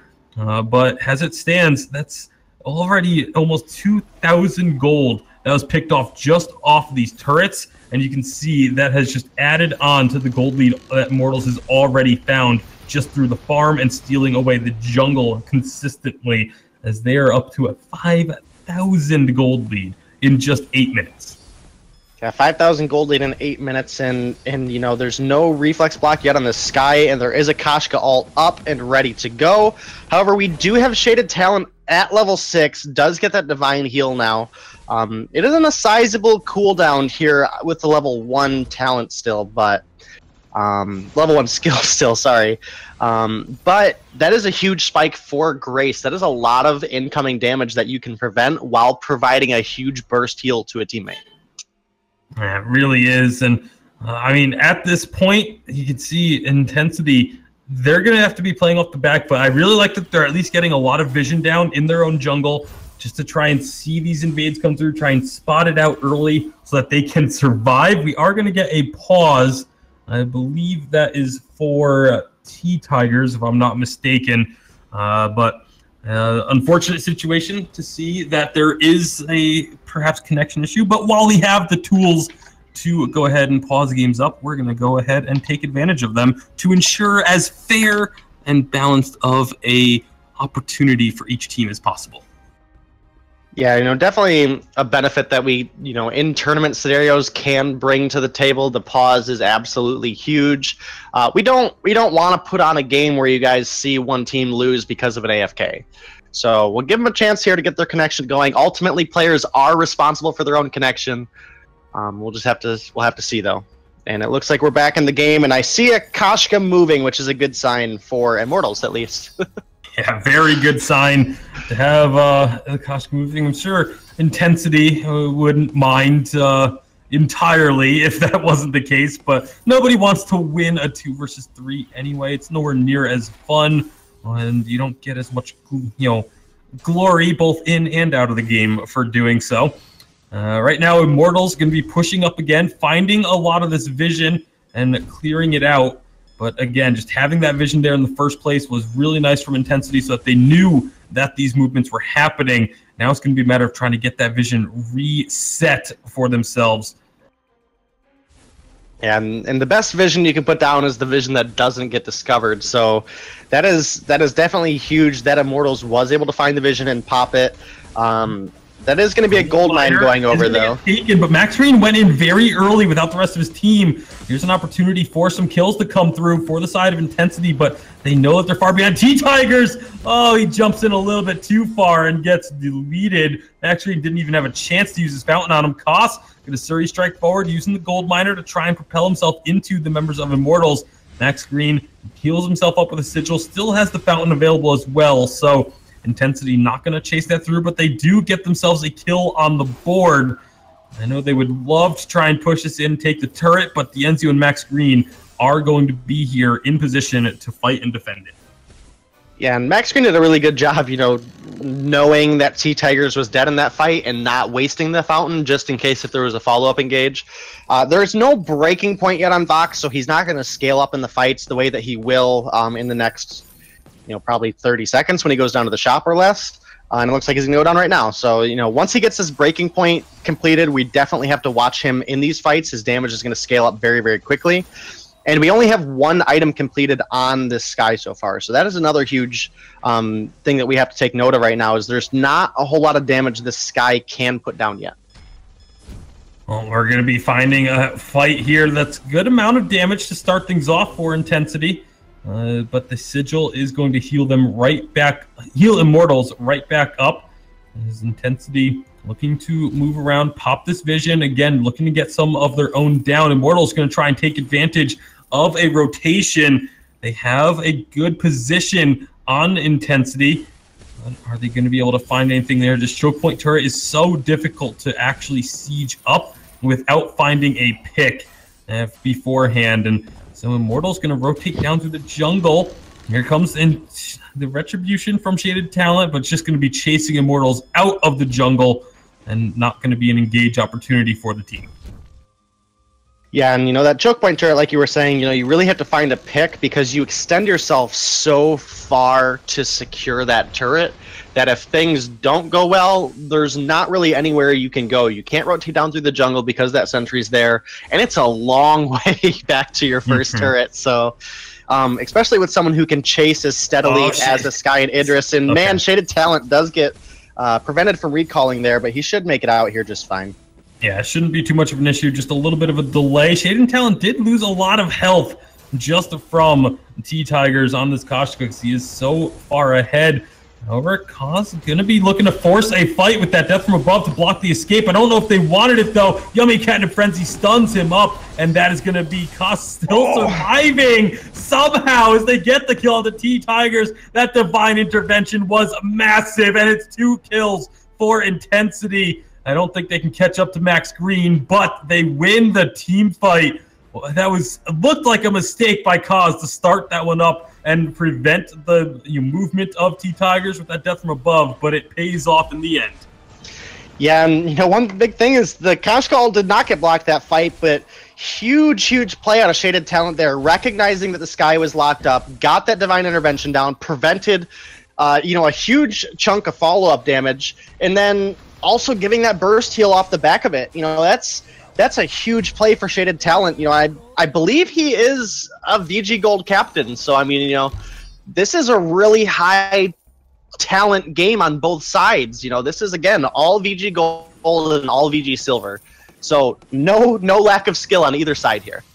And it is showing as Intensity is able to pick up that team fight. 3 kills apiece on the scoreboard, but it is still a sizable gold lead that Intensity has to overcome. 4,000 gold in favor of Immortals, but Immortals have not been able to crack this tier 3 turret. 14 minutes in, it's going to be another fight started up. They get a lot of damage on to Dienzio, but he heals through a good amount of it. That's going to be Yummy Cat in a Frenzy. Does get blocked, though. PvP Warrior still taking a lot of damage.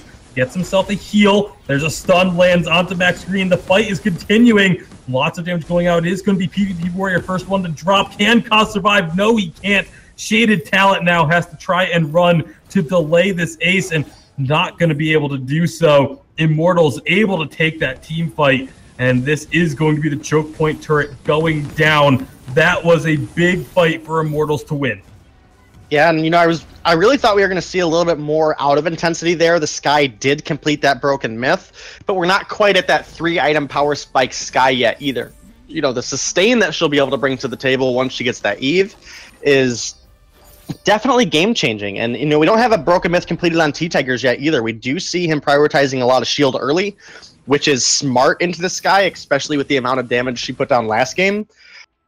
But again, as these games go on, Grace never really falls off. Idris and Sky both scale well into the late game, and only the Vox on the side of Immortals really scales into the late game. So still a lot of potential for Intensity if Kaz can find the damage that he did in Game 2. All right, so Intensity going to be very much behind the 8 ball now. Only 2 turrets remaining. They were in a similar situation in game number 2, however. We'll see if they can turn this one around as well. PvP Warrior is really going to be a big catalyst for this. He needs to step up on this Idris and be able to have dance around these fights a little bit better than I think he's been able to.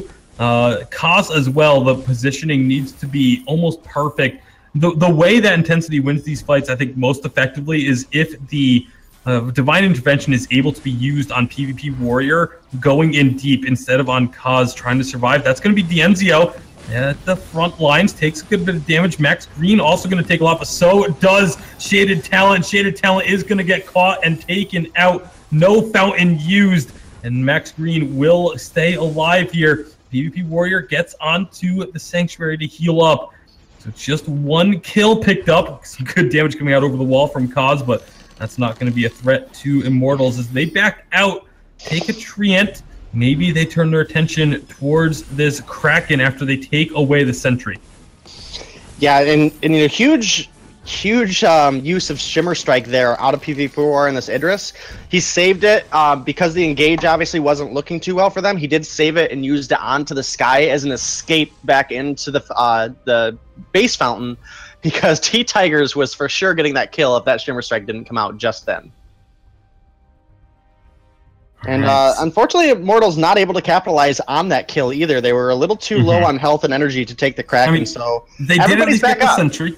They did get the sentry, but so they didn't not get the Kraken. Yeah, it wasn't a completely fruitless kill. However, Intensity again sitting very far behind, but they can find a pick or two. If they can find some damage in these fights, it can be death from above to prevent the engage, but that's not really where you wanted it.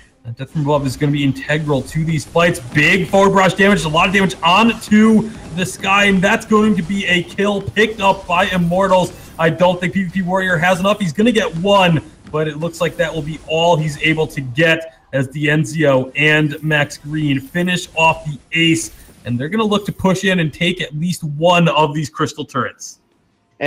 And with this ace minion, they have one ace minion here. They have to wait for the other ace wave, so I don't think it's going to be a situation where they can take two again like they did in the first game. But they definitely can't win the game here. Yeah, and they'll be able to take one, maybe even both of these turrets if they alternate the damage enough. But no, they recognize that the respawns were going to come through regardless, and so they just focus on making sure they get one turret and get out alive. Shaded Talent and Cos, they're interested in chasing this one down, but the Bright Bulwark slow and the Sigil speed up is going to prevent that from happening. And so Intensity slowly slipping further and further behind in this Game 3. Immortals getting closer and closer to finishing it off. Yeah, and one thing we're going to have to watch here is Shaded Talent. You know, if he's able to use this Crucible to block out the Null Wave, which Max has completed, which made a huge difference in Game 1. Max was able to get the Null Wave down in the communication with him and Tigers. They were able to find the stun every fight. And it's going to be really dependent on Shaded Talent blocking the Null Wave so that his team can block the Kashka ult. If they can block the ult, they should win this game. But again, if T-Tigers is allowed to find that CC, then it's going to be a fight going over to Immortals every time. Big portal in from Max Green. Here comes the rest of the team. Big stun from Shaded Talent. Prevents that engage. Jumping Cat and Frenzy does land, but it's going to be so much damage being dished out by the side of Intensity. The forward barrage not connecting, though, and Shaded Talent will be the first to fall. I don't know if Intensity can turn this one around. The healing Sigil will keep Immortals topped up. D'Enzio almost untouched on the back lines. It looked pretty good for Intensity there for a moment, but just the way the team fight shifted and moved, unfortunately, Kaz was not able to get the damage out, and neither was PvP Warrior. Yeah, and it does look like Immortals is starting up the Kraken here. D'Enzio obviously healthy enough, and Max Green having that Sigil.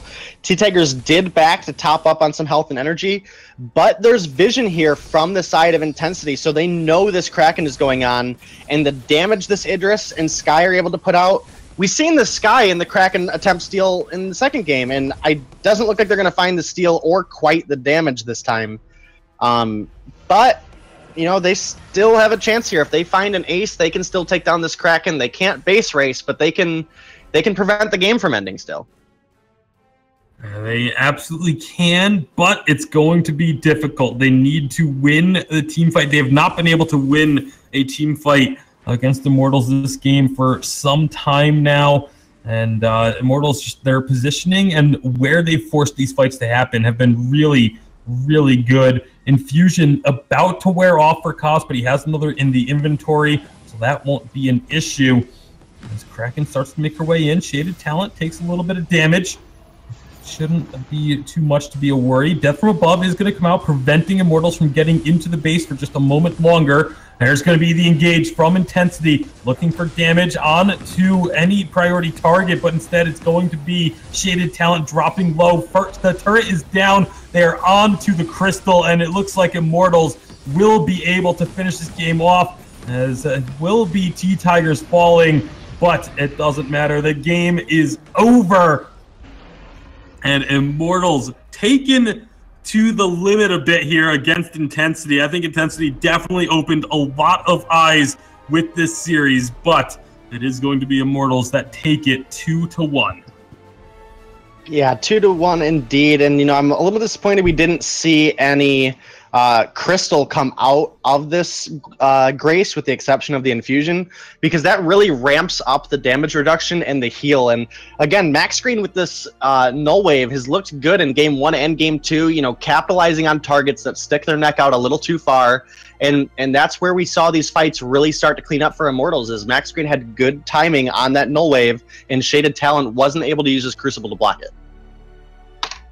Well, guys, that does conclude our series, and in exciting fashion, it is Immortals who wins, but, the expectation of him winning was there, but maybe not the way they got there was there. I mean, definitely a harder path to travel than they all expected, but this is actually kind of incredible, because this does set up now for Intensity to be dropped down to the elimination round, where they will actually be facing potentially Lost in the Echo again, provided they can make it all the way through the playoffs in that round. So that might be a rematch, as they did knock Lost in the Echo down to the elimination round. Both those teams considered to be very, very strong teams here in Challengers, and it's just crazy to think that you've got so many other teams that are still here left in the winner's side of the bracket that are still really, really strong and looking to compete. So, I mean, for our first series of the night, guys, that was a really good treat, but it was also really, really, really close. If this is a sign of the rest of the groups, especially the playoffs, this is going to be a very long Challengers. And I do want to point out that this is single ban, and we saw some amazingly exciting games out of these two teams, so I'm really excited and hoping that Intensity can climb their way up through the losers bracket. Not that they have much further to go, as far as they made it, so... Right. They don't have a long way to go, but going into double ban, this is like a whole new game, especially into a team like Immortals, They might not have had to allow this Kashka through every game in a double ban scenario. So moving into playoffs is when things are really going to ramp up here, and things are going to get crazy exciting. Yeah, absolutely. Well, with that, guys, we got to get ready for our second series of the night. We are running a little bit late, so please be with us. We're going to take please bear with us, as we're going to take a quick break here and get ready for that. And when we come back, our second series, it's going to be a really, really good one, guys. I mean, we were talking about it before as well, as we take a look at the bracket. This is probably going to be just as close. We actually were thinking that this might be the closest one out of the first two winners brackets, but maybe not. We'll have to find out. But Vision Gaming versus Misfits, definitely going to be one you guys are not going to miss here. All right, guys, with that, we're going to take a quick break, and we'll see you guys all in a few.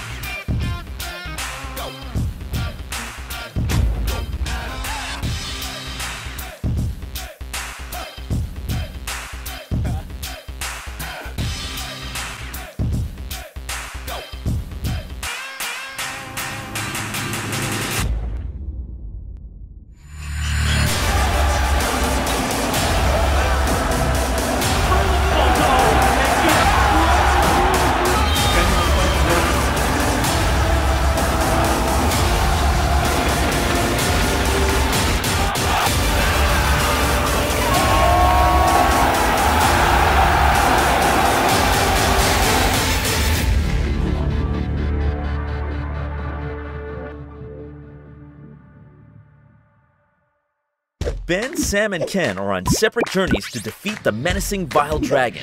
But let's just say luck isn't on their side. If only there was a way for them to find each other and band together. Well, that's why there's Band. It's a mobile app that allows people to come together using common interests. With Band, you can find fellow gamers, chat, schedule gaming sessions, and conduct polls.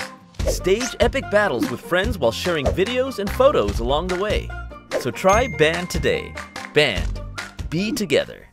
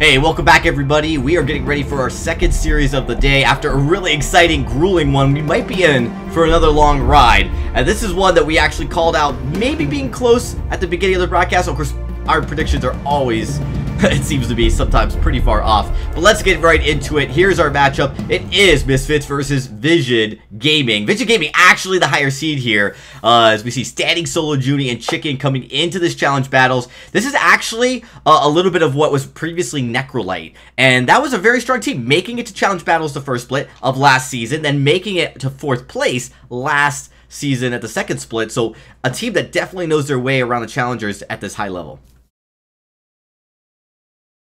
And, sorry, the second team, it is Misfits, as we segue in. The second team, Misfits, this is a team who's been probably spending more time here in Challengers than they'd like.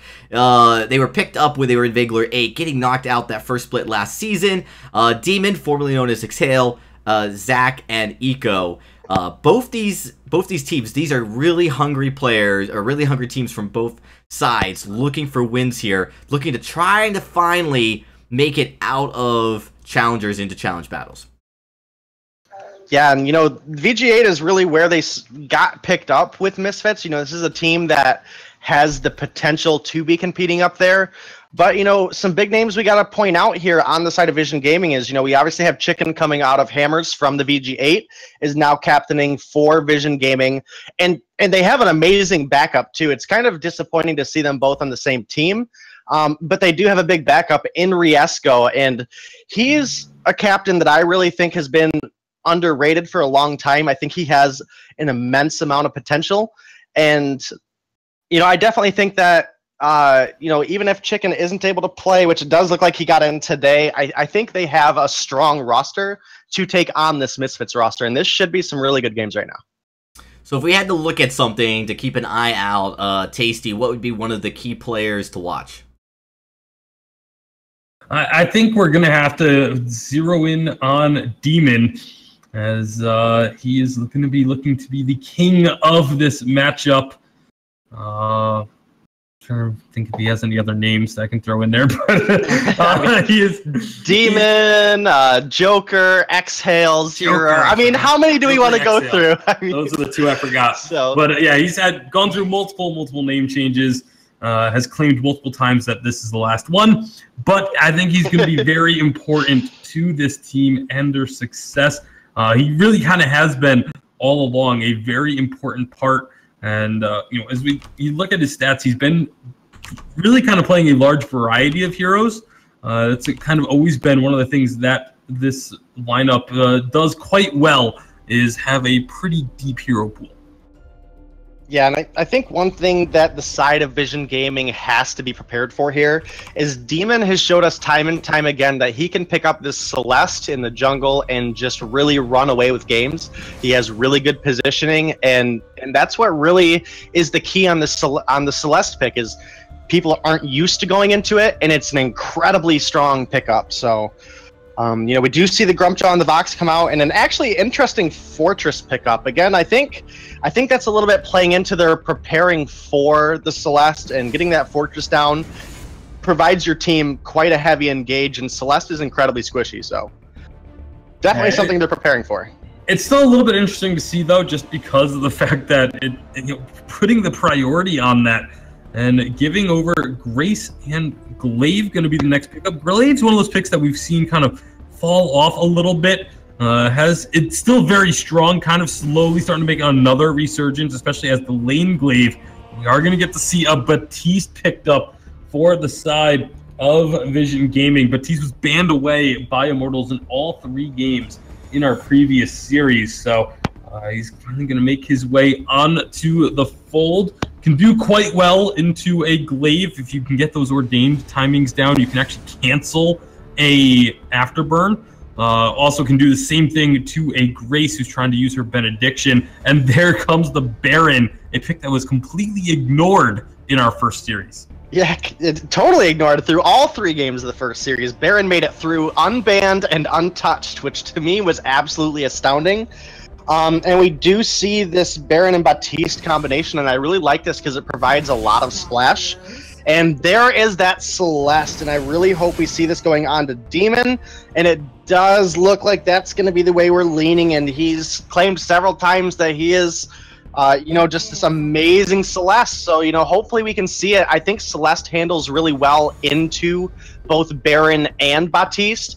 However, the Baptiste handles really well into the Glaive and the Grace. So to me, it's going to be a really just a matter of positioning. You know, they picked up this Fortress, but they don't have anybody that can really safely dive Celeste if she's playing on the back line correctly. Yeah, well, they are going to have difficulty with... The biggest difficulty for Demon will be staying alive if Stand Solo and Junie do decide to jump onto that Celeste. It's a very easy target to kill if you can get onto her, and that's where the Grace and the Glaive come in, and just trying to offer up that protection. Interested to see if there will be any early game aggression, but it doesn't look like either side is terribly interested in doing so. Right, and I think this Celeste survival, you know, yes, the jump from Baron can get you to the back line really quick. It puts you in a dangerous position for some chain stun from this Glaive and this Grace. And also, if the Baron jumps in, I think if you're eco on this Grace, you immediately proc over the Divine Intervention on Demon. You're going to negate a lot of damage that comes out of that Baron. You know, it's percentage damage reduction. So followed up by the heal nonetheless. So if you take away Baron's ability to eliminate a target in, you know, a second, then Celeste can really start to get some damage down once she gets to level 8, gets that range, and gets those Heliogenesis to splash all over the enemy team. All right, well, at this point, that first kill, first blood bonus going on to Demon, probably the exact opposite of what Vision Gaming were hoping to accomplish within their early game. We'll have to see if this works out for them. I mean, you have Chicken on this Fortress who can get deep onto those back lines and apply some movement speed for the rest of the team to try and follow up with. But at the same time, like I said, just the protection of a Grace and Glaive to keep Demon alive is going to make that trying to get onto Celeste and blowing her up a very difficult task. Yeah, and again, if Celeste does live through the initial burst of Baron, she should be able to come back. But if Baron is allowed to essentially one-shot this Celeste, then it's going to be fights going over to Vision Gaming all game long. And so, Misfits with Zax up in the lane on this Glaive, you know, should be okay. Farming against this Baron, actually have opportunities to go in. That's going to be a nice Ordain to stun up the Glaive, but it's not going to be enough to save Junie's life as they finally kill onto Baron. That's one of the great strengths of this Glaive into Baron in the lane, is you can keep yourself alive by just farming with your Book of Eulogies, and then when you find an opportunity to go in with that Afterburn, it is more often than not going to result in a kill.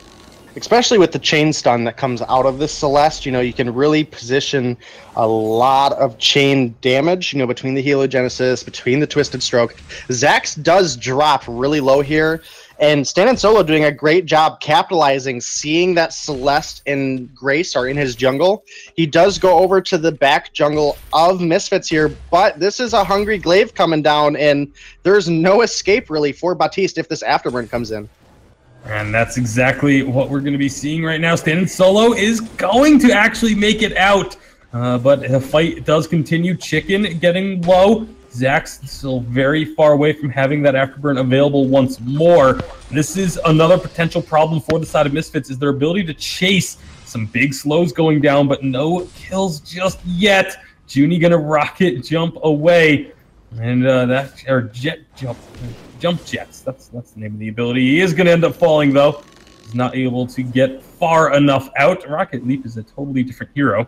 So, excellent job by Misfits, though, finding themselves a few kills here in the early game. Another Ancient Treant going to go their way, and they're starting to really... It seems like they're really starting to feel it a bit. Yeah, and, you know, one thing that really allowed Stand Solo to get out there was the stun was just a hair misplaced. So we saw the Afterburn, we saw the Grace do the follow-up stun, but the core collapse was just a little bit short, and they were not able to get that third stun, which allowed Stand Solo to get out. And they were able to find an extra kill, and they do, unfortunately, drop this Glaive to Chicken on this Fortress. So, you you know, Vision Gaming definitely not out of this, especially as the Baron ramps up. But if we can get the chain CC down right from Misfits, then they can find an easy Baron kill. Well, that is going to be the first kill answered here from the side of Vision Gaming. And, I mean, we've seen this before, Denominate, where as long as a team is able to keep things close, if they don't fall behind too far in the early game, even if they give up a few kills, as long as they don't give up objectives off of those kills, they're able to hang in there and usually even end up turning games around. So Vision Gaming, despite those 3 early kills, they actually are the ones with a slight gold lead over Misfits. And so they have got to be pretty happy with where they are at the moment. Nice ordained onto Zax. Not going to get a kill, though. Misfits will just back off. One thing we need to see out of Zax here is when he does get ordained, he needs to be using the afterburn to get out. If you walk up to the edge of the ordained and use your afterburn, you still travel the whole distance from that afterburn. You still take the stun, but it puts you in a much safer position, whereas the Baptiste really wants to lock you down. Well, at this point in the game, that's a very good point to stay. It's if you get that afterburn out, you can definitely get the safety, or just choose to stand in it. It's a tough choice to make, but like you said, if he just walks out of it, it's gonna lead to problems. The stand solo is actually getting very close to having enough gold for the Shatter Glass. Should be able to pick that up on his next shop visit after this rotation of his backs. And Demon went for the Frostburn as the first item on the Celeste. So they're looking to, again, try and do as much as possible on the side of Misfits to make sure when they do start up a fight, they can chase it down if the members of Vision Gaming run away. And it definitely keeps the Baptiste out of your face. If that Ordain gets down on Celeste, she doesn't have that afterburn to get out. So definitely something that Demon has to be focusing on here as we get into this fight. Stand Solo dropping insanely low, and Solar Storm does find it. However, Demon does drop, and oh man, Junie is gonna make it out. Junie is not gonna make it out, actually. The Crystal Sentry does find him. But Chicken does escape with his life, and that is a 5-2 lead going over to the side of Misfits. All right, so Misfits, they get the kills, but again, what are they going to take off of it? They don't go for the gold mine. They aren't going to be able to take this turret, so it's still just kills that don't really amount to much of anything. They really need to try and figure out some way to get more objectives off of these fights. Yeah, and that's one thing that you do with a Celeste really want to capitalize on, but the Celeste did drop in that last fight, so they weren't able to rotate up and put down that heavy siege damage that a Celeste is allowed to. So really good of Vision to find that Celeste kill there. It was pretty risky. They did drop 2 for it, but it still wasn't a worst case scenario for them. And they are going to be continuing to just look to push up, get some pressure on this turret. They have a nice position advantage over Vision Gaming as they try and come up through this mustache brush, but big damage from the Baron absolutely annihilates Demon. And that is going to be, again, Vision Gaming able to answer with a kill of their own and keep this gold actually still in their favor. Yeah, and again, that really falls down to if... Oh, there's the good afterburn out of the Ordained I wanted to see earlier. And if this Baron is able to take Celeste out of the picture early, not going to be an issue for them to clean up the fight. So we really got to work on the positioning on Demon here. Chicken saves the fountain for the last second, and it looks like everybody is going to make it out. In fact, Junie does find a kill on Grace. The long range of that Baron, once he starts getting points into his ult. They're still sticking in there. Going to be trades back and forth as it ends up being just Chicken and Zax, the lone 2 members alive. Zax should be going in and getting damage on this turret, but he can't really because of the cleaves on Glaive causing damage to Chicken. He has to just back off. So a 2 for 2 when all is said and done. Yeah, and a huge Heliogenesis coming out of Demon there. He did find damage onto both Junie and onto Stand and Solo. So that's in your dying breath. That is really the best thing you can do as Celeste, is get a nice big 600 damage splash down onto the enemy team, and it cleans up the fight nicely for them. It definitely does. However, side of Vision Gaming, I mean, they're able to find this damage, this burst onto these targets, and if they just keep it up, they should actually be the ones that will break first turret ground, as neither side has been able to get those objectives, despite the fact that we have 12 kills between both of these two teams at 10 minutes.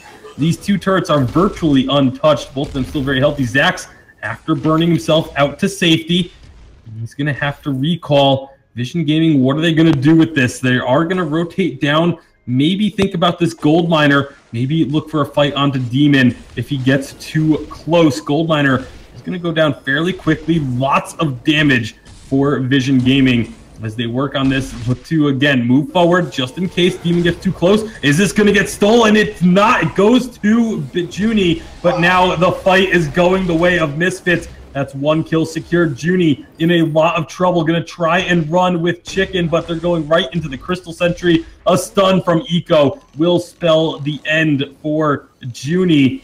And now Chicken, the lone member standing. Eco will be able to slow him down. Zax gets the afterburn stun, and it is an ace for the side of Misfits. They should finally be able to take this turret. Yeah, and really key from Demon here, rotating up to the lane, trusting in his team to find that kill onto Chicken. They do pick up the ace, and that is a big ace wave helping Demon take this turret. That's going to be, a small gold swing going over in the favor of Misfits. We're just under 2,000, so nothing major.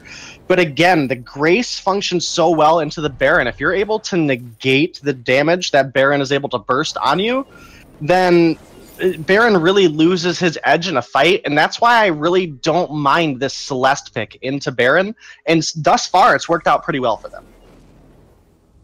It absolutely has, as long as they can, again, if they keep Demon safe, they win the fights. That just seems to be the case with the compositions. It's just a very obvious target from Vision Gaming to try and get onto Demon.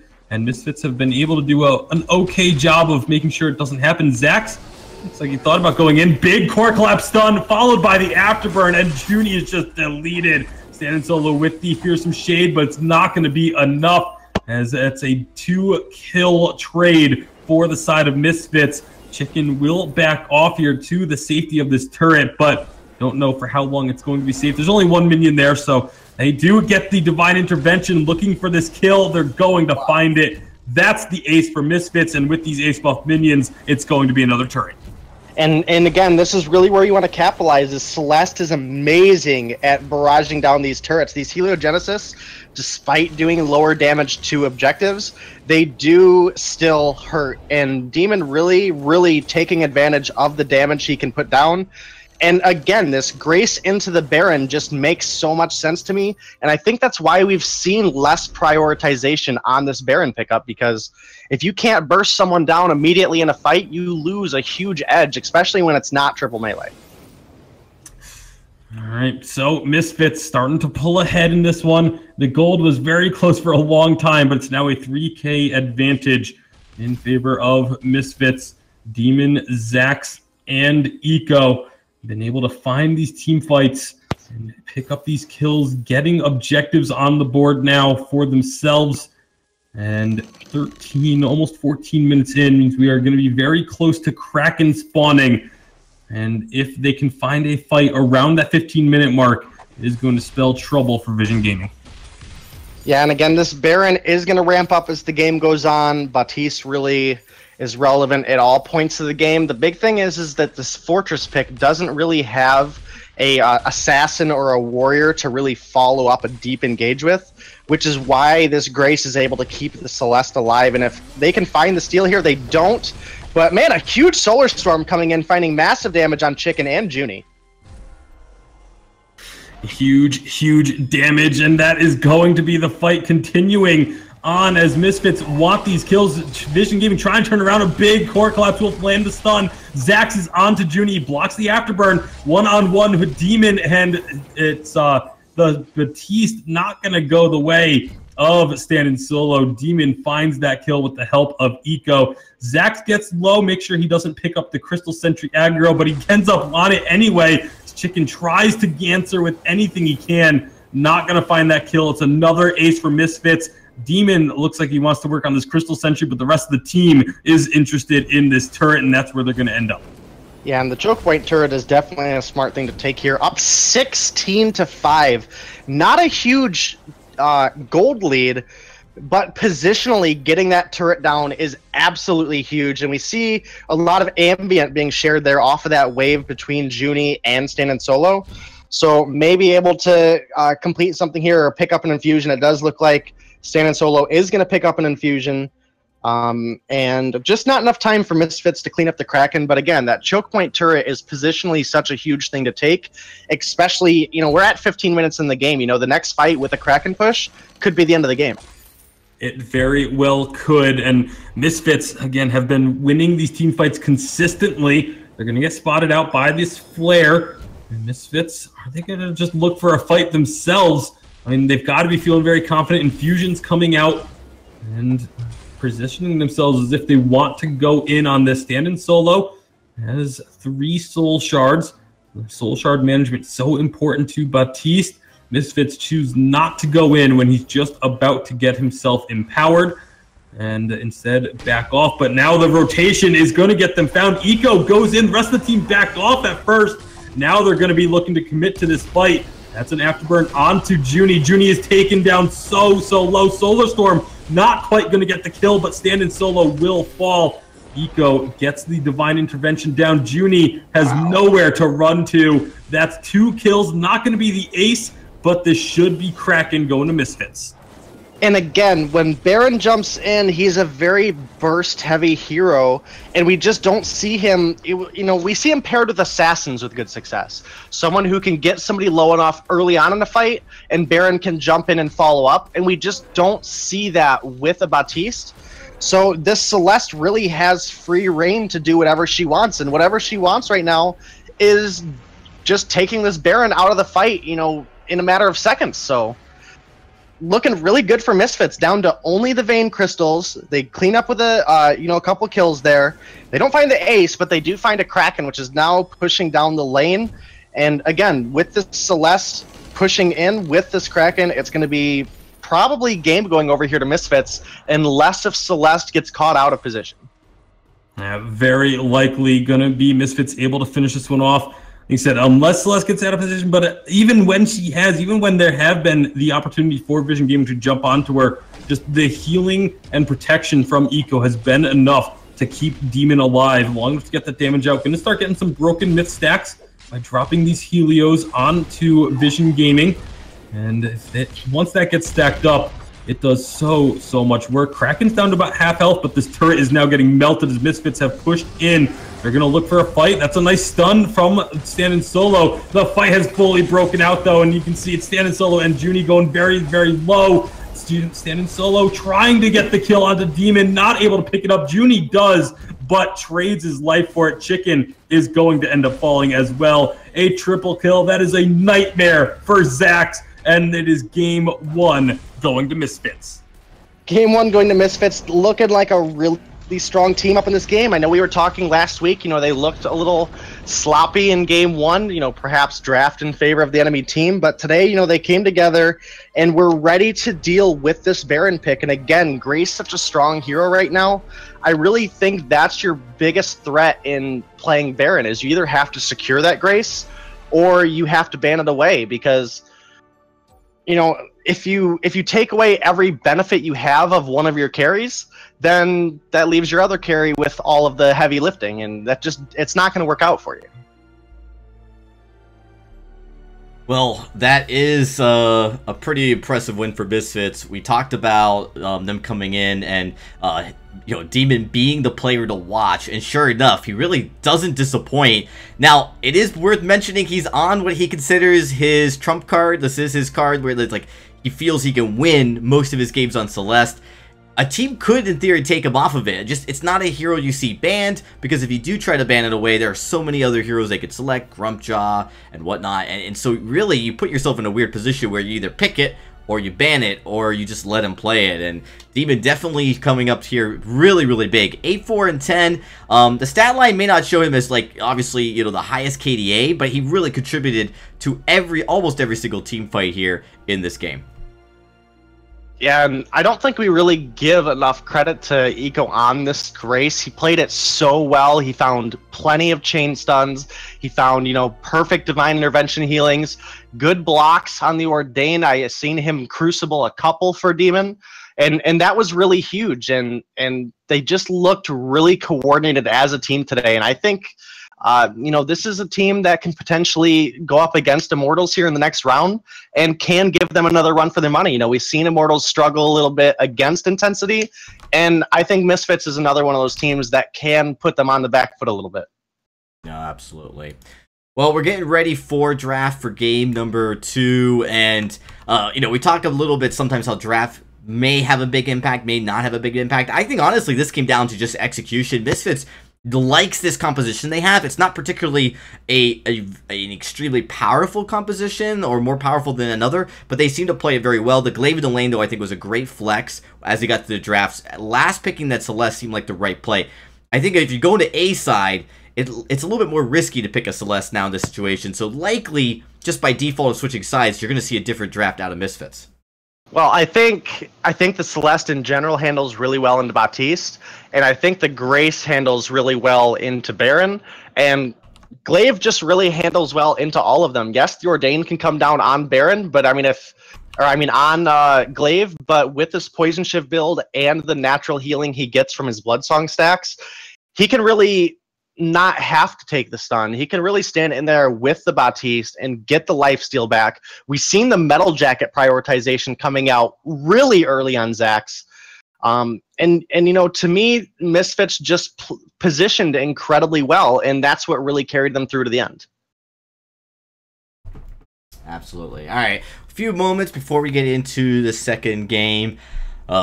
Tasty, what are the things that stood out to you as far as the first game that you really think Vision Gaming needs to work on going into game number 2?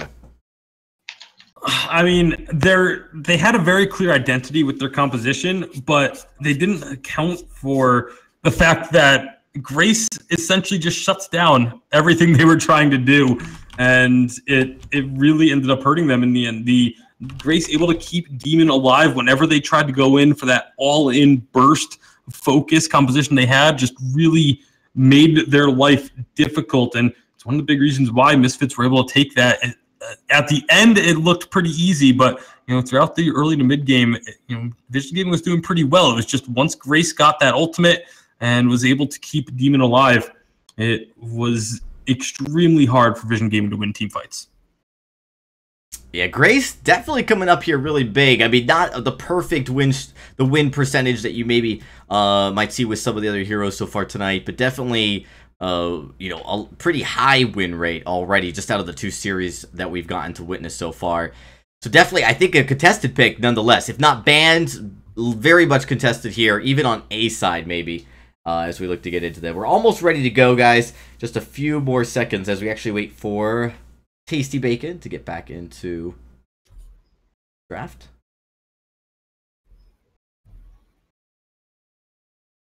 I don't know if you see that invite. I'm not getting invites. This is weird. I've tried restarting. All right, well, hang tight. We'll try one more time to get you invited, and then we should be able to get started here. So just a few more minutes, a few more seconds, really, before we get started to get into the second game. But that was, I mean, I felt like the early game was really close, Tasty. Third time's the charm. But definitely Misfits taking it over. And we've actually seen, you know, this is actually the first win on red side tonight. So because of all 3 games last series were on blue side. I'm excited to see how this matches up and see if Misfits can take it. All right, we're getting to the draft finally. So I'm going to kick it over to you guys to take us away. Yeah, one thing about the Baptiste, and you really gotta focus on it, is Baptiste has to have the stacks to fight, And if you let that proc drop, then you lose a lot. And Misfits actually banning away the Grace here, so this is huge to me. This opens up a potential Baron pick. Again, we talked about Grace being really good into Baron in the sense if you negate that burst damage. That's really everything Baron brings to the table, is the ability to eliminate somebody from a fight immediately. Instead, they do opt to go with the Lyra, which is another counter to Baron, so they could potentially be attempting to bait out the Baron pick again here. So Grumpjaw is still on the table, did make it through the bans, and Stand and Solo does pick that up. Now, this is a strong flex. I'm not sure it's as good in the captain role this patch, but it is still a very, very aggressive early game jungler.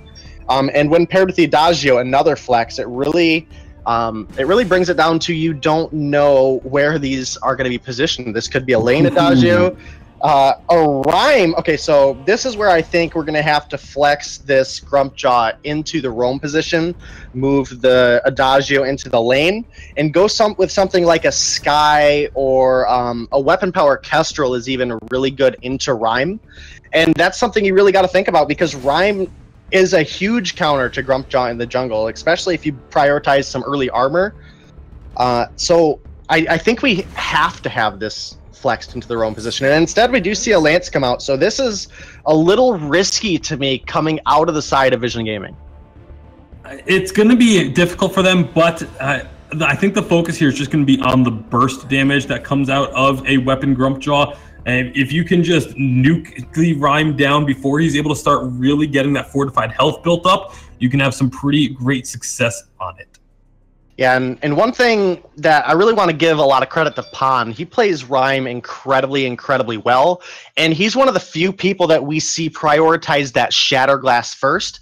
And to me, that's really the smartest way that Demon can play this Rhyme going into the Grumpjaw, that it allows you to build up fortified health quicker. So if he prioritizes some armor in the early game and really shuts down that early aggression Grumpjaw can bring to the table, then that's going to be their success in this game. The Glaive should ideally be able to deal with the Adagio, unless if Grumpjaw and Lance keep him just out of reach. And we see a very aggressive rotation coming out of Vision Gaming here.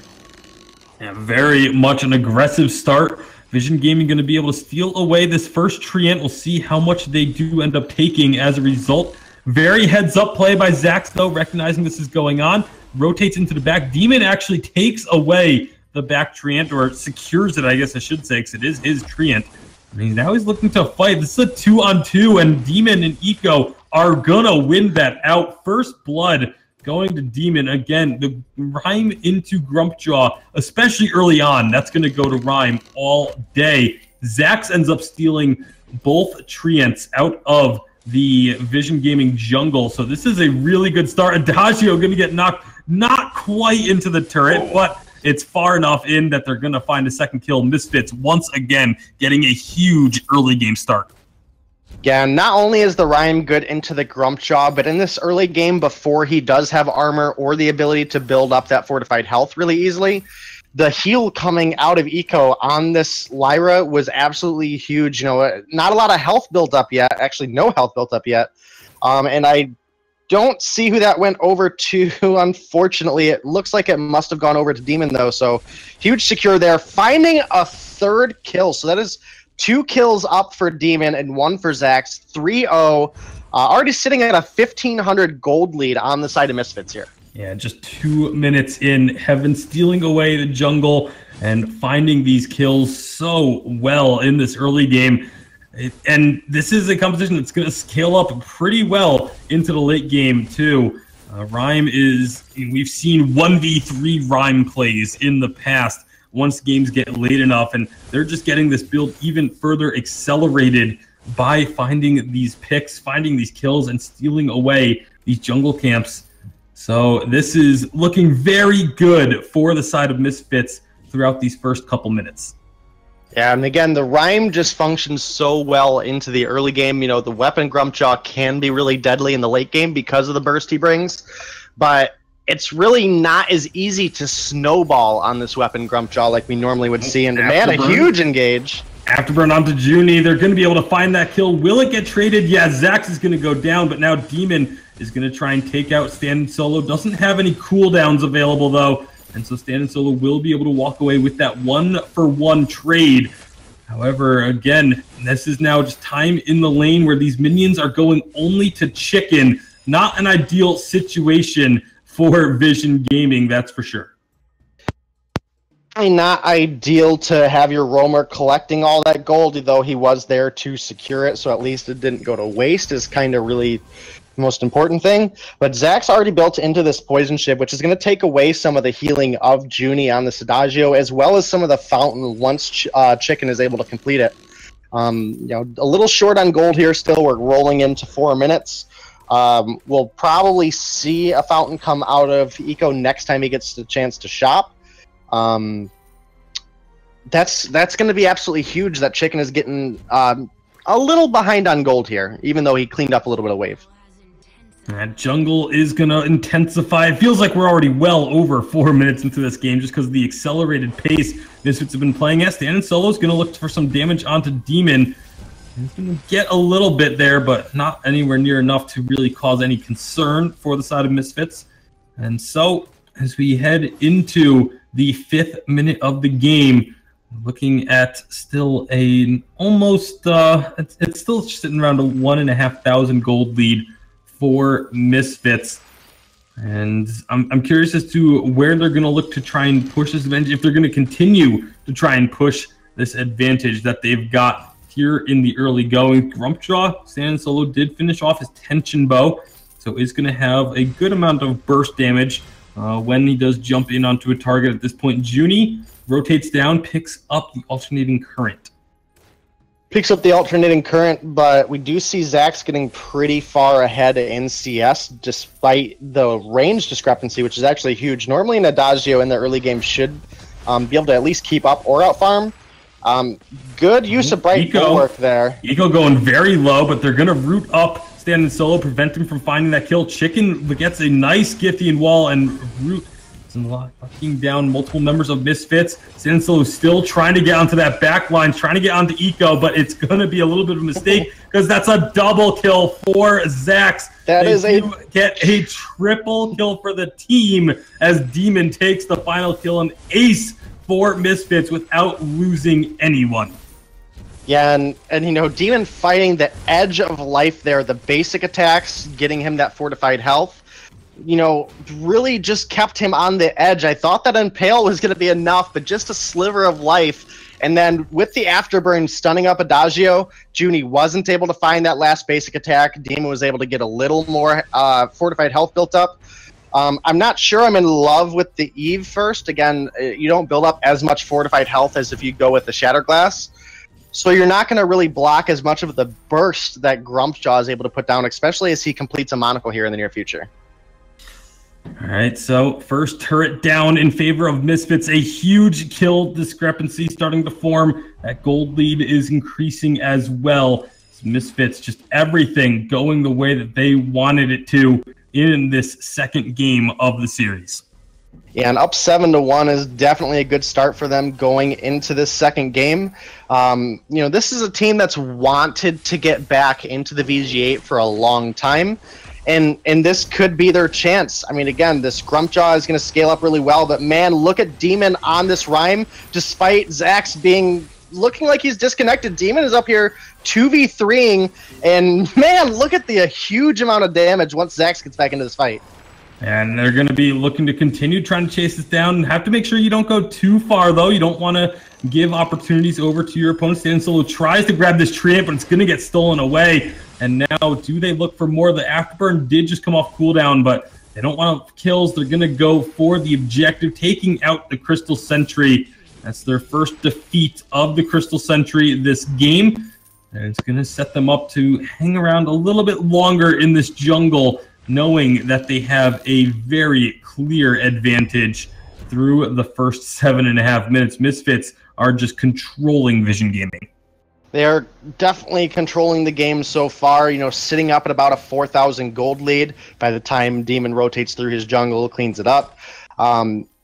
Absolutely huge that they've got this first turret down too. You know, we don't really have a sieging hero on the side of Misfits, so it is a little later into the game than we saw last game, but You know, again, just the ability for Rhyme to build up against this Grumpjaw is absolutely massive. And man, Eco diving are almost dying there. Is able to live with the use of the fountain. That is a long cooldown burned out of Misfits already. However, it looks like one's coming out of the side of Vision too here in just a second. Yeah, Stan and Solo getting dropped very low. Afterburn is available, but Zach's going to actually pull the trigger on it. I don't think they quite want to do so just yet. They're going to turn their attention to Crystal Sentry is making its way back out. This is where the side of Vision wants to try and fight, but the Sentry is just demolished. Valkyrie's going to slow up Junie. That's an afterburn. The block coming through to prevent the stun, but it's still a kill going the way of Misfits. Stuffed lands onto Zax. He's going to go down. Finally, another kill on the board. Demon very low on energy. I don't know if he's going to be able to actually fight this against Stan and Solo. He's going to turn and try his best. It's not going to be. No, it is enough to get the kill. He is on a sliver of health. Finally ends up falling. Chicken is going to look to chase Eco, but I don't think Chicken's going to have enough damage to find a kill. He's going to try and lock down Eco for as long as possible, just prevent this recall. He needs to be careful. Zach's making his way back. Chicken doesn't hit the impale, so Eco does get back to base. Eco does get back to base, and I do think Glaive could have made it out there. The Crucible came out just a hair early, and the effect wore off, and the impale actually kept Zach's underneath turret, and Junie is going to be able to make it out here, but taking a lot of damage. Here comes the slow, the beautiful portal bulwark in, and they find the kill onto Junie. Misfits are just playing so aggressive this game, and it is paying off in spades for them, as that's their 10th kill in 10 minutes, and they're going to turn their attention to this gold miner, looking to increase their lead even further over the side of Vision Gaming as they get the immense gold payout without contest. And it's now a 24,000 to just about 20,000 lead they've built up.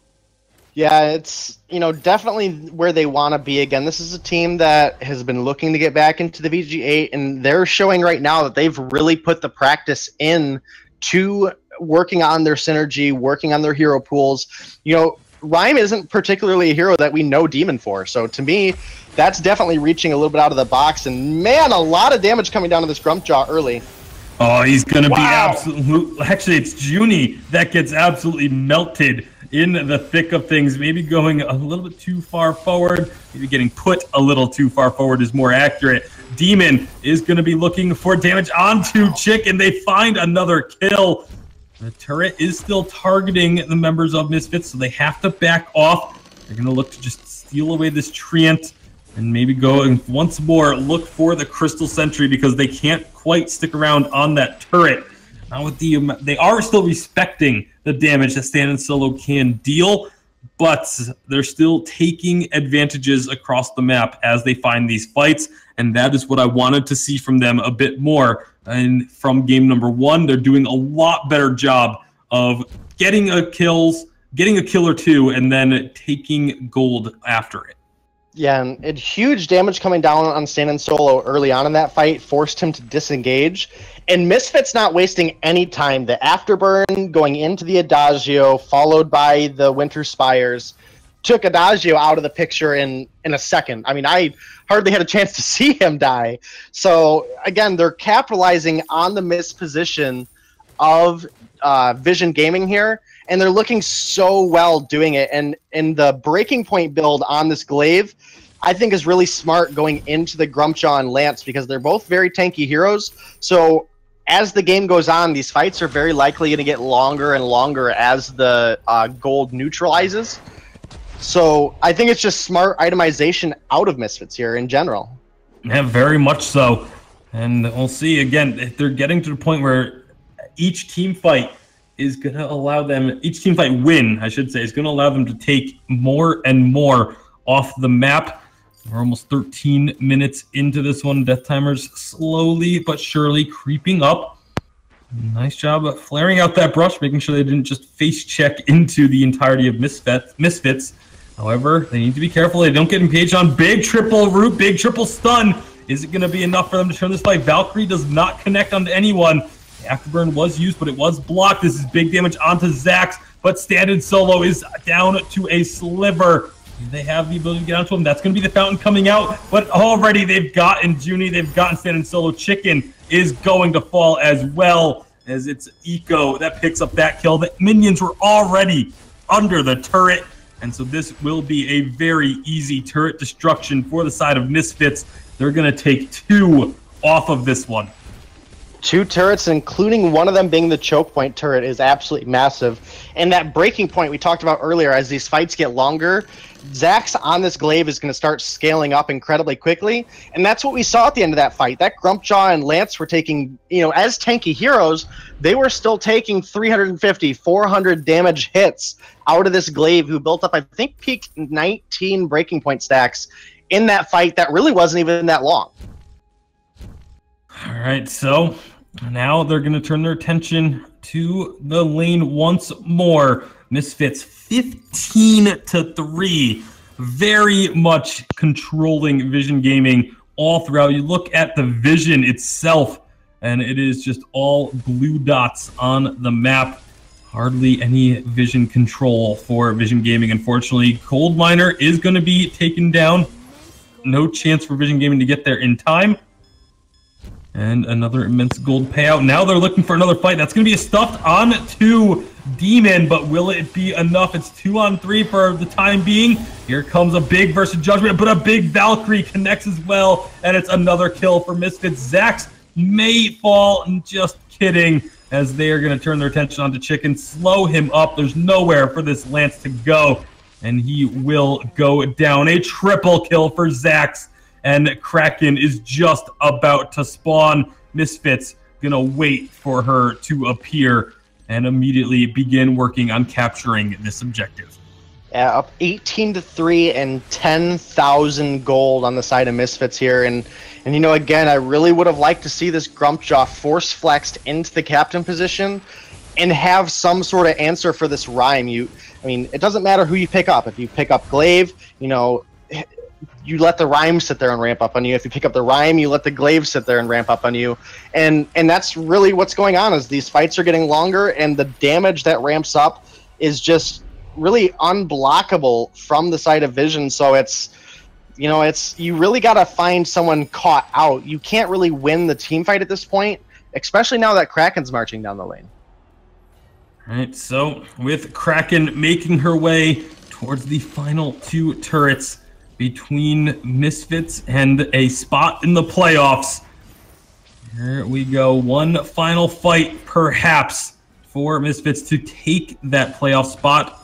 And Vision Gaming needs to fight for their lives, as they are going to be looking to stall this out long enough. However, Misfits moving back. That's going to be a stuffed onto Demon once more, but Zax has already taken down the turret. Demon is back out. A big Valkyrie comes down right on top of Junie. Junie is deleted, and now Stand Solo trying to do what he can. Chicken also going to be down to a sliver of health. Doesn't matter. The Kraken is already through the final turret and on to the Crystal. Zach's going to make sure Stand Solo has no part in this decision as they pick up the victory, and Misfits, with a decisive game number 2, will take this series 2-0. Yeah, super exciting games. It's amazing to see Misfits, this team who's been regarded as a team that has top skill potential, finally make it back, and really showing themselves, that they've improved over the off season. So this is looking really good for them. I know we have a very competitive VG8 in front of us. But this is a team that definitely has the potential to take some games off of VG8 teams, and definitely has a chance of securing a spot, not just securing games, securing a spot. Yeah, absolutely. I mean, and a lot of prop and a lot of credit needs to go to Zax on this Glaive. 2 games in a row, man. His KDA absolutely, tops leading both teams. Really excelling here today, and this is actually this is something we haven't seen Zax necessarily do as consistently. We haven't seen him play these complete back-to-back games. Exhale as well. This Rhyme play, 7-1, 12. Like, this is a team effort here. The amount of assists on these teams. I mean, you can actually see here, it's actually a demon contributing to every single kill in this game. So, you know, this is just a big team effort across the board. Again, coming out of Misfits right here. This is a big step up from what we saw. This is actually a similar roster. It was actually Necrolite that gave them a really hard time last split, and they weren't able to overcome. And this time around, they showed up and they played their hearts out and really did a good job. So hats off to them, because they've got a long road ahead. That being said, Vision Gaming does not get knocked out of the tournament completely. They are, in fact, going to drop down to the elimination round, where they will be competing here actually tonight. Maybe even not that long from now, for that final matchup. Guys, we do have some other updates coming in just a moment, but we are going to take a quick break, and we're going to get ready for our third and final series of the night, guys. This has been a jam-packed stream of matches so far. Of course, we are only getting started. So, we're going to take a quick break, everybody. We'll see you guys in a few minutes as we get ready for our third matchup. We're not sure which one it's going to be yet. We actually have to take a look at the results from the elimination round to make that final call, but when we do come back, we'll get it ready for you guys. All right, see you in a bit.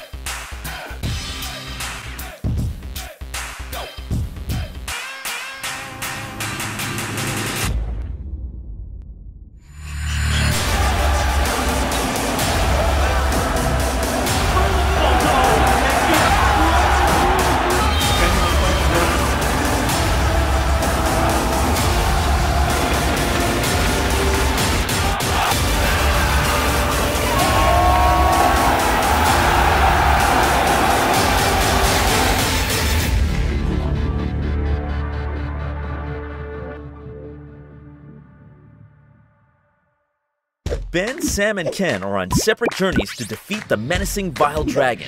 But let's just say luck isn't on their side. If only there was a way for them to find each other and band together. Well, that's why there's Band. It's a mobile app that allows people to come together using common interests. With Band, you can find fellow gamers, chat, schedule gaming sessions, and conduct polls. Stage epic battles with friends while sharing videos and photos along the way.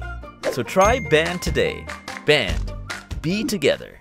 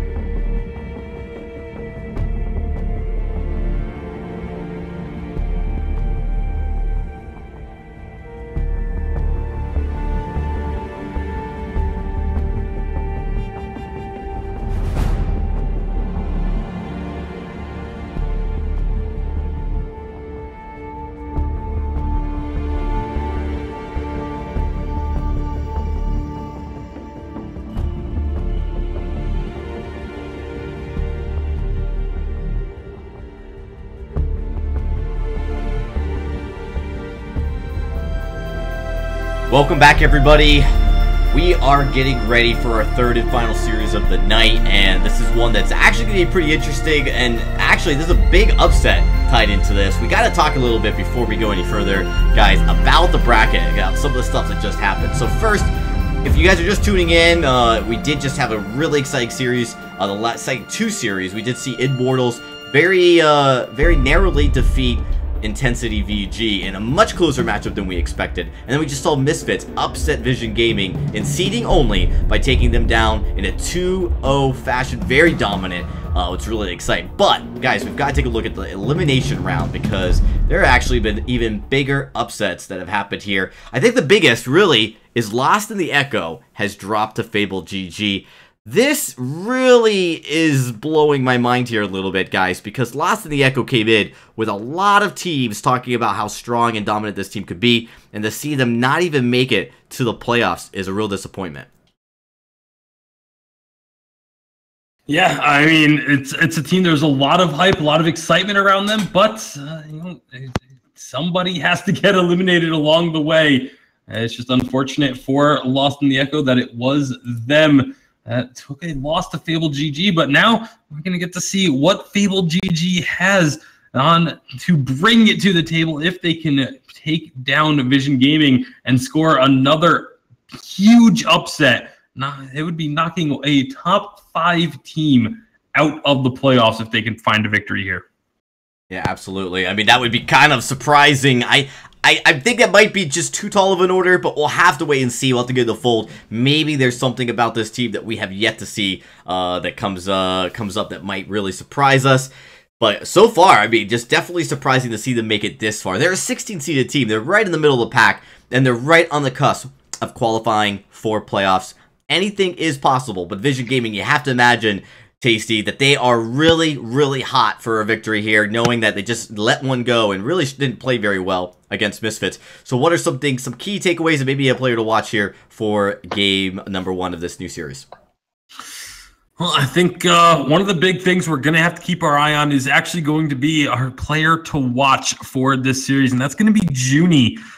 In the previous series against Misfits, there were many times where Junie kind of got himself caught out of position, ended up in the thick of things in these team fights as a Baron or as an Adagio, like 2 heroes that you generally want to be staying around the back lines of these fights, and was really unable to have anywhere near as much of an impact as he's going to need to have if Vision Gaming is going to make it into the playoffs.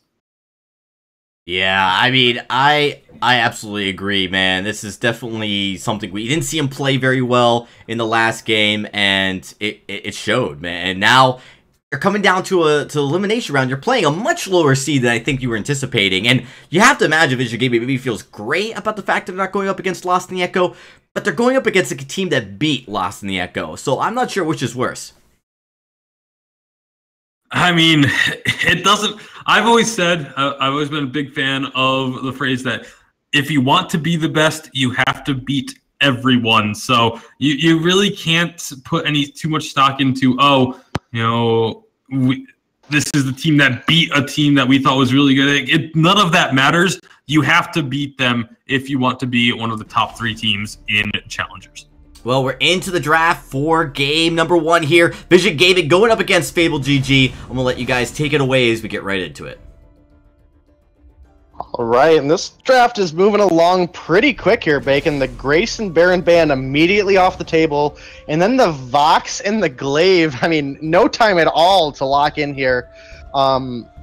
It really puts you in a stressful situation of where you want to go with your roam, and they do choose the Arden.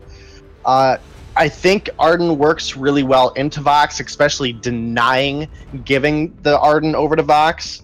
And this draft is going so quick. I mean, the Samuel now picked up by Stan and Solo, and Junie hovering over an Ozo here.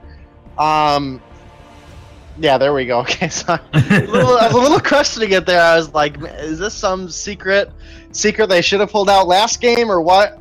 It looks like it ends up being an Adagio as the captain.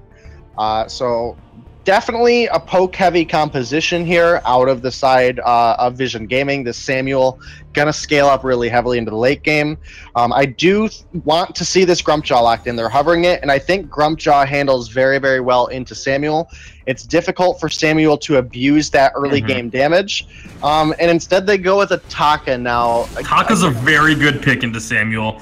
Back when Samuel first started to really rise to popularity, Taka was like the pick that was used to counter it more often than not. You can dive in, you can use your chitin to block out a Malice and Verdict shot that's empowered from the Drifting Dark, apply mortal wounds, and then get behind him so that the subsequent Malice and Verdict shots are not connecting. Having that assassin on your team against the Samuel is just a really, really good idea. It's just going to be a matter of, will it be able to deal with the Adagio, who obviously with the burn damage can do a really good job of revealing Taka when he goes into his Kaku.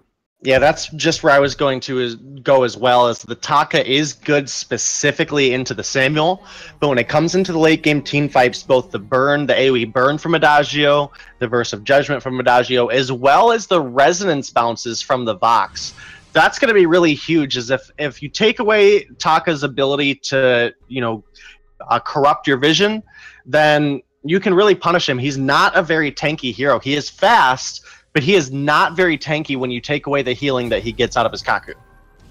All right, well, right now, right off the bat, it's going to be Chicken looking to go aggressive onto Fable Gaming. Fable Gaming using a unconventional jungle start, one that we've seen in the past, but it's kind of fallen off a bit, of having both your laner and your jungler taking the first couple of camps and sharing that gold a bit. You don't actually miss out too much in the lane, but now Vision Gaming able to rotate down and respond to this. They're not going to be able to steal away the Treant. Are they going to be able to find this fight? It's 3-on-2 in favor of Fable Gaming, and Junie is dropping very, very low, but so is Izzy G. It's going to be a 1-for-1.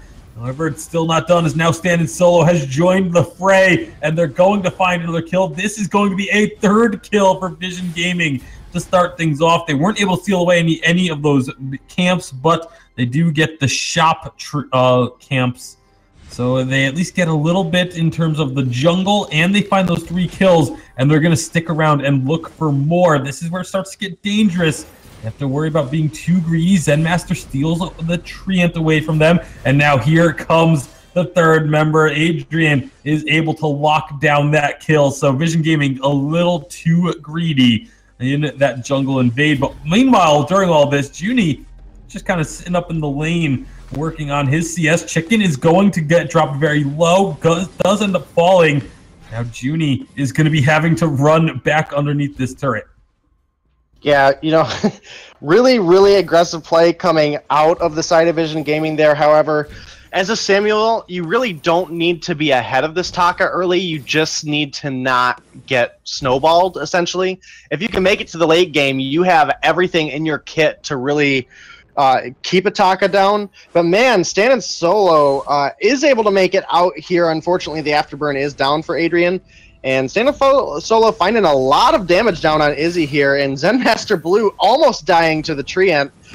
Standing Solo should be able to be aggressive here since Adrian's pushed underneath turret. And, again, we really don't need to be ahead on the Samuel as much as we don't need to be behind on the Samuel. So, and Standing Solo stealing that Treant is huge. Zen Master is going to fall. This early game is so chaotic. Standing Solo going to try and steal away these camps. He gets them as well. And all of a sudden, Vision Gaming, they overstayed pretty hard on their first invade, but their second attempt goes a little bit cleaner. And we're now looking at 8 kills combined in the first 3 minutes. It has been a bloodbath to kick things off here. Yeah, and I think the timing really played in their favor that time. There was no time frame where a 3-man rotation could have happened. And again, Samuel, once he gets that Drifting Dark and down, those Malice and Verdicts do just an incredible amount of damage. Especially, we talk about Samuel excelling really heavily into triple melee, and that's the composition that we have set up here. And this is where Samuel is going to be the biggest danger, is he's a threat to everybody on the team at the same time. Yeah, well, this is chaotic. It's going to be another kill onto Zen Master. Standing Solo is pretty healthy. Izzy G going to be the next target. He's chasing him down. 3 seconds for that Drifting Dark. Malice and Verdict, the first one hits. Can Stan Solo find it? Does he even want to? It looks like he's just much more interested in taking the CS. That is the better choice. And again, while all this is going on, while Adrian has been rotating down to try and help his team in the jungle, Junie has just been hanging out in the lane and has a massive CS edge over Adrian. It's a 20 CS lead for Junie on this box. Now it's going to be Zen Master Blue looking to come up, try and make a play in the lane. They get chicken down low. It's not going to be enough to follow it. Instead, it's Adrian who ends up falling to the burn. Zen Master Blue now going to have to try and escape as Junie finds a second kill for the team in this skirmish. And Vision Gaming are just dominating this early game. They made one big mistake with overstaying on that first invade, but since then, it has just been all Vision. Yeah, 5 minutes, 11 kills across the board, and first turret going over to the side of Vision Gaming, netting them a nearly 5,000 gold lead by the time this jungle gets cleared out. And especially if they're able to find another kill on this Taka. A little dangerous being underneath the Crystal Sentry, though. And Taka does make it out with the help of Arden. A little too low to try to re-engage, though. And we'll linger at about a 4,000 gold lead, but 4,000 gold in 5.5 minutes. To have that much of an advantage is unheard of in Vainglory. Like, this is just insane, the lead that Vision Gaming has been able to pick up by stealing away all these camps, getting a CS lead in the lane, taking that turret. Every little thing seems to be going the way of Vision Gaming through these first 5 to 6 minutes.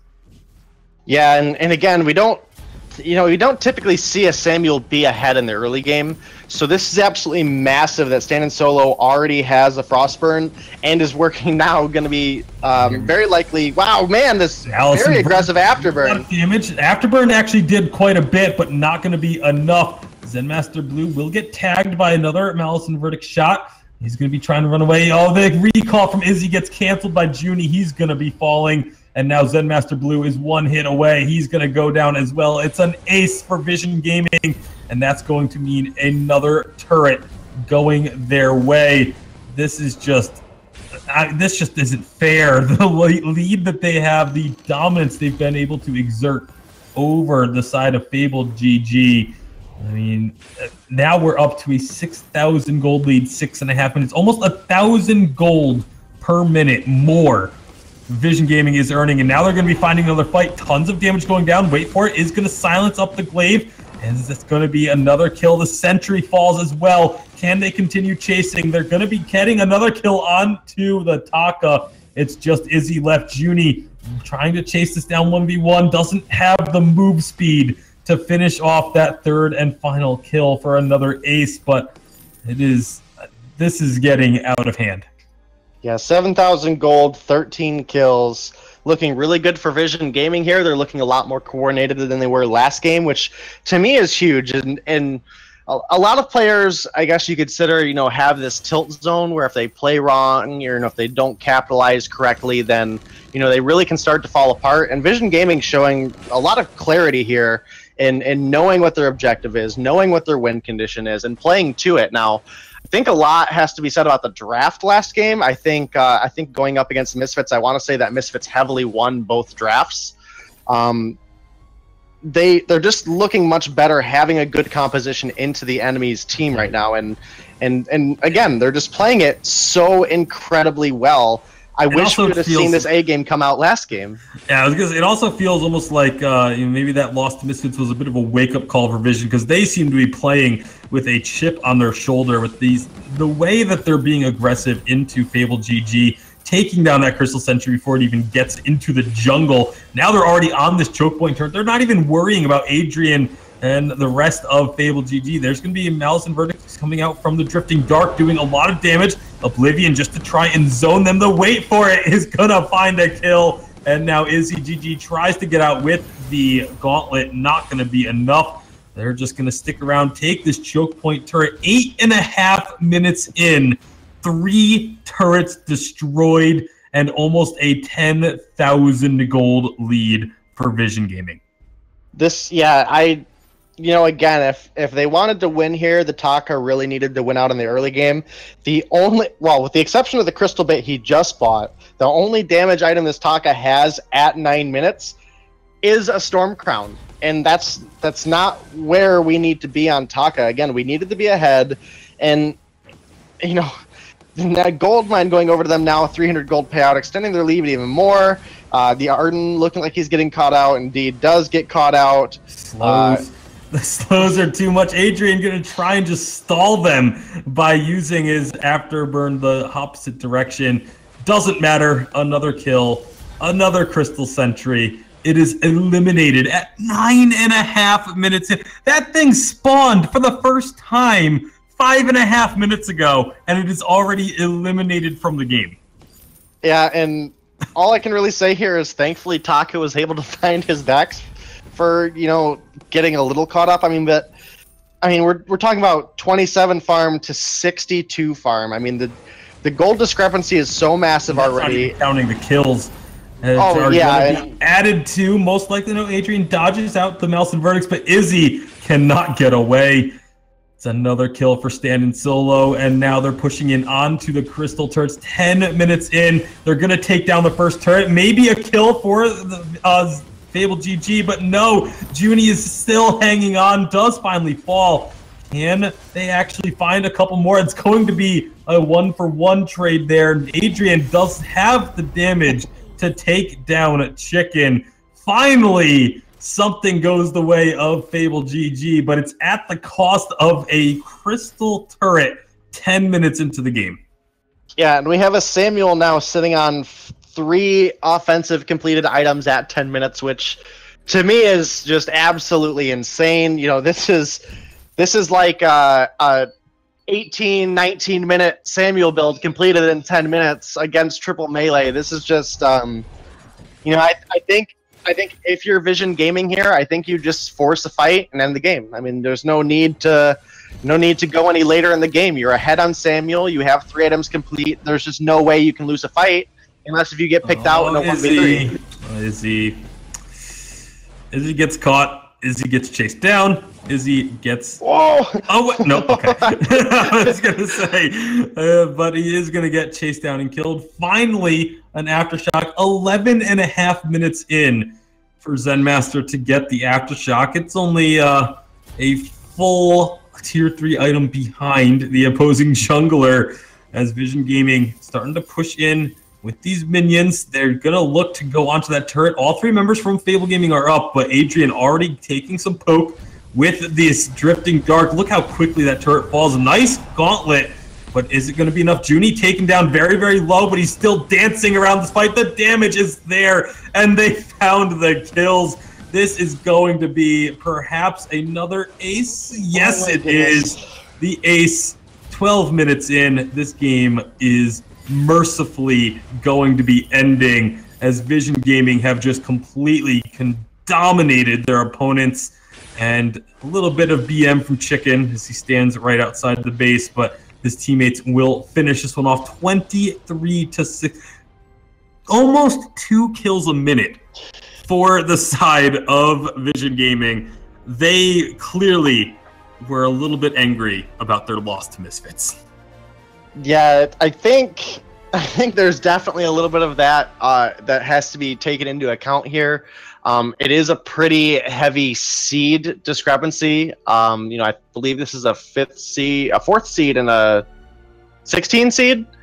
So I think we have to give the edge to Vision Gaming, but I didn't think it was going to be this much of an edge to Vision Gaming. And Junie fighting that last fight just on the edge of life with Glaive and Taka on him last fight. You know, really good kiting, good heals out of Chicken, the good Fountain and Crucible coming through, allowing him to get through that gauntlet. Absolutely huge plays, and I really wish we would have seen them bring this game to their games against Misfit. Yeah, absolutely. I think also we haven't gotten a chance to see or learn much about the games that Fable had against Lost in the Echo and how they won those. So maybe we were looking possibly for signs in this game. All right, what did they do? What kind of comps or strategies do they have that allowed them to overcome that upset?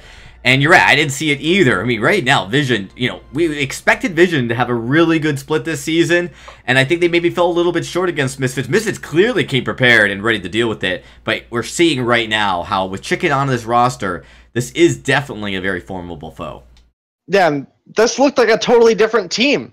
This looked like an entirely different team. The draft seemed to be a lot smoother. The coordination seemed to be a lot smoother. Their execution seemed to be a lot smoother. This just, to me, looked like a completely different team. Yeah, absolutely. All right, well, we're going to get ready for the match, second match in just a few seconds. This could be our last game of the night. So I did just want to go through and just check. I was actually looking for some quick updates here for Group 1 to see if we actually had the results from the final matchup, because we did have Intensity. They are still facing Infinity Rebirth, so the results from that matchup are not in yet. But that is another team. I think we can safely say Intensity VG, we really do favor them to make it into the playoffs as well. But the last one on stream, it's going to be Vision versus Fable, deciding who we're going to see make it to the playoffs. And then we'll give a quick recap of some of those teams that have made it in. Now, just so you guys know, there's a lot on the line for the playoffs. So first of all, the top 8 teams from both groups combine together to face each other, and it's the finale of this double elimination bracket. But more importantly, it's fighting for prize money, and it's fighting for a chance at this challenge battles. And there's actually a lot of exciting news to be announced about the challenge battles. There is possibly going to be some format changes, and more coming on that soon as we get closer to that date. But you guys definitely want to keep an eye, because these are going to be teams to watch. We actually are in the draft, as I was talking. Sorry about that, guys. So I'm going to kick it back over to you guys. Take it away. Yeah, rocking and rolling on the draft again. Really quick draft here coming out of these games. The Baron box come off the table quick. The Grace picked up by Fable almost immediately. Vision Gaming locking in this Glaive, which we didn't see as much success out of Fable last game, but having this Vox off the table I think really opens a lot of potential. It looks like a Sky pick coming out of the side of Fable here, or I don't know really what happened there. It looked like a Sky, which to me going into the Lyra is definitely a risk, especially having the Glaive. There's a lot of crowd control available. So the Sky is a little bit of a risky pick, especially with a third pick still being on the table for the side of Vision. Yeah, and we did get kicked out of the draft. Not really sure what's going on with the draft here. Looks like Zenmaster Blue may have had a disconnect. So it looks like that's what we got going on. So hopefully we'll get back in the draft here in just a second and get this game rocking and rolling. Yeah, it shouldn't be too much longer. Yeah, he's back, so we are going to restart. And, of course, all the same bands and picks that we just saw will stay in place. All right, so let's make sure everybody's got the right picks going here. Yep, Baron, Vox, Grace, Glaive, Lyra, and this should be a Sky. Looked like they're committing to, and it is. Now, this is where you really have to be careful with the side of Fable. You really need to save the Sky. Weapon Sky is not as dominant as she used to be, but it's definitely something you can flex, especially if you think the Crystal Sky is a little too much of a risk.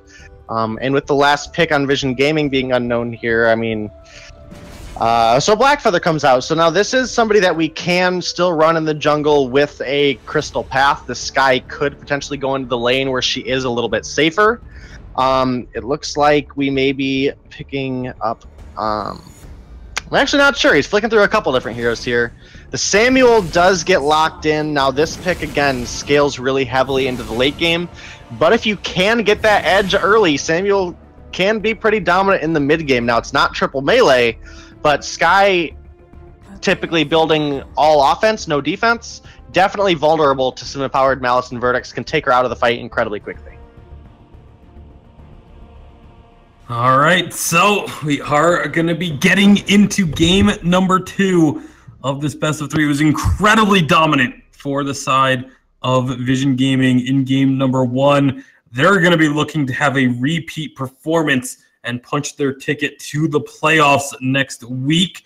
But it's Fabled GG that are going to be standing in their way and hoping to improve upon their game 1 in performance, which unfortunately for them will not be terribly difficult to improve upon because it was exceptionally one-sided. They're going to be going for a very similar jungle start as they did in game number 1, trying to just get that extra gold onto their carry.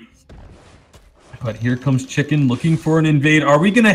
hopefully we don't have another, 3 minutes of non-stop fighting right off the bat Doesn't look like it because Chicken is just harassing. Stand and Solo is clearing out his own backs.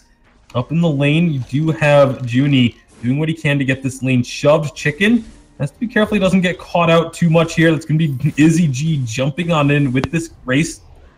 And Adrian makes his way up to the lane just as Junie was trying to rotate down. Stand and Solo is still just clearing out his jungle. Finally going to finish off that Treant and join what could be a potential battle here. Chicken going to eat a lot of damage from that forward barrage, and he is going to go down first blood to Fable GG. But now can Stand and Solo turn this around? He finds one. Once those Drift Malice and Verdicts come up, he's not going to connect with them, but he has the attacks to catch up to Izzy G. Malice and Verdict is a double kill for Stand and Solo. A double kill for Stand and Solo, and actually he takes the opportunity to back here, and I'm really trying to understand that. The middle camp was up, and he was definitely healthy enough to take it. That Drifting Dark was back up, and Sky had just spawned. So to me, that's a little bit of a missed opportunity there on getting that extra experience and extra gold. So far, he played the fight really well. Unfortunately, Chicken did drop. He did use the boots proc and almost made it out, but that second basic attack from the Grace was able to find the kill. So that is a first blood bounty that Stand and Solo did miss out on just because Chicken did stayed out just a little too far. And Solo rotating up with that Drifting Dark gets so much damage onto Zen Master. Should be able to find this kill. And he is going to do so. Will be trading his life. Now is Junie going to be able to find anything? Afterburn is up in a second, but they don't commit. So, again, very aggressive, very chaotic start to the game. But this time, at least for the side of Fable GG, they are able to get a couple of kills answered and have not fallen way behind on gold, because it's not just losing out on their jungle camps as well as giving these kills over this time around. Yeah, and 3 minutes into this game, I'm just glad they're not 3,000 gold down already again. That's kind of really what I'm hoping to see. This is a team that took down Lost in the Echo. Again, we talked about Lost in the Echo being one of those teams that a lot of these challenger teams were saying, we're kind of worried about this team. So definitely was a little concerned with the first game, but they're definitely looking a lot stronger and a lot more coordinated. I don't know too much about them. I don't know if this is a sub-roster or what, but man, a heavy engage out of Junie. Junie going in deep. Stand and Solo coming up with the Drifting Dark, as well as Malice and Verdicts are connecting and are chunking down their opponents. Zen Master has to use a potion, and it's not going to heal him enough. 2 quick kills from Vision Gaming, and it looks like they want to stick around and push this turret. They're going to get a lot of damage done onto it. Will they have enough to actually take the turret down is the question, because Adrian and Izzy G are coming up, but the turret is going to fall. So very early first turret take. Once again, Vision Gaming finding the kills and taking objectives. Yeah, and you have to be really happy to be Vision Gaming right now. A 4-minute turret is, a nice chunk of gold in your pocket. Very, very early to find. We have a gold mine that just spawned. It's not even a full gold mine yet, and you've got first turret down. And with the comp, the Samuel and Glaive, that's definitely huge, especially with the Glaives build being so affordable. We're very likely going to see the Tension Bow Poison Shift come out, and it's just a very cheap build. So to get that gold early it makes the world of difference. Well, they're going in for another fight here. That's going to be a big Grace stun. The Holy Nova stunning 3. But here comes the Drifting Dark, and those Malice and Verdicts are going to find one. Izzy G taken down low. Malice and Verdicts continuing to chase them down.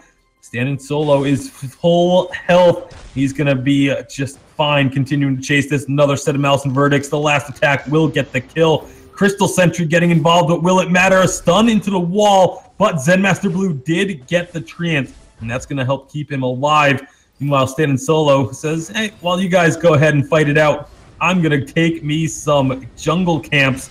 Adrian actually getting almost half health just from one set of empowered Malice and Verdicts, and now he's going to be going down even lower, but he gets the execution, gets that shutdown on to Stand and Solo. Stand and Solo was trying to recall there, maybe wasted a bit of time by doing that. I think if he starts shooting Malice and Verdicts earlier, he probably is able to get that kill. But either way, 7-3 in favor of Vision Gaming, and this gold lead is starting to appear.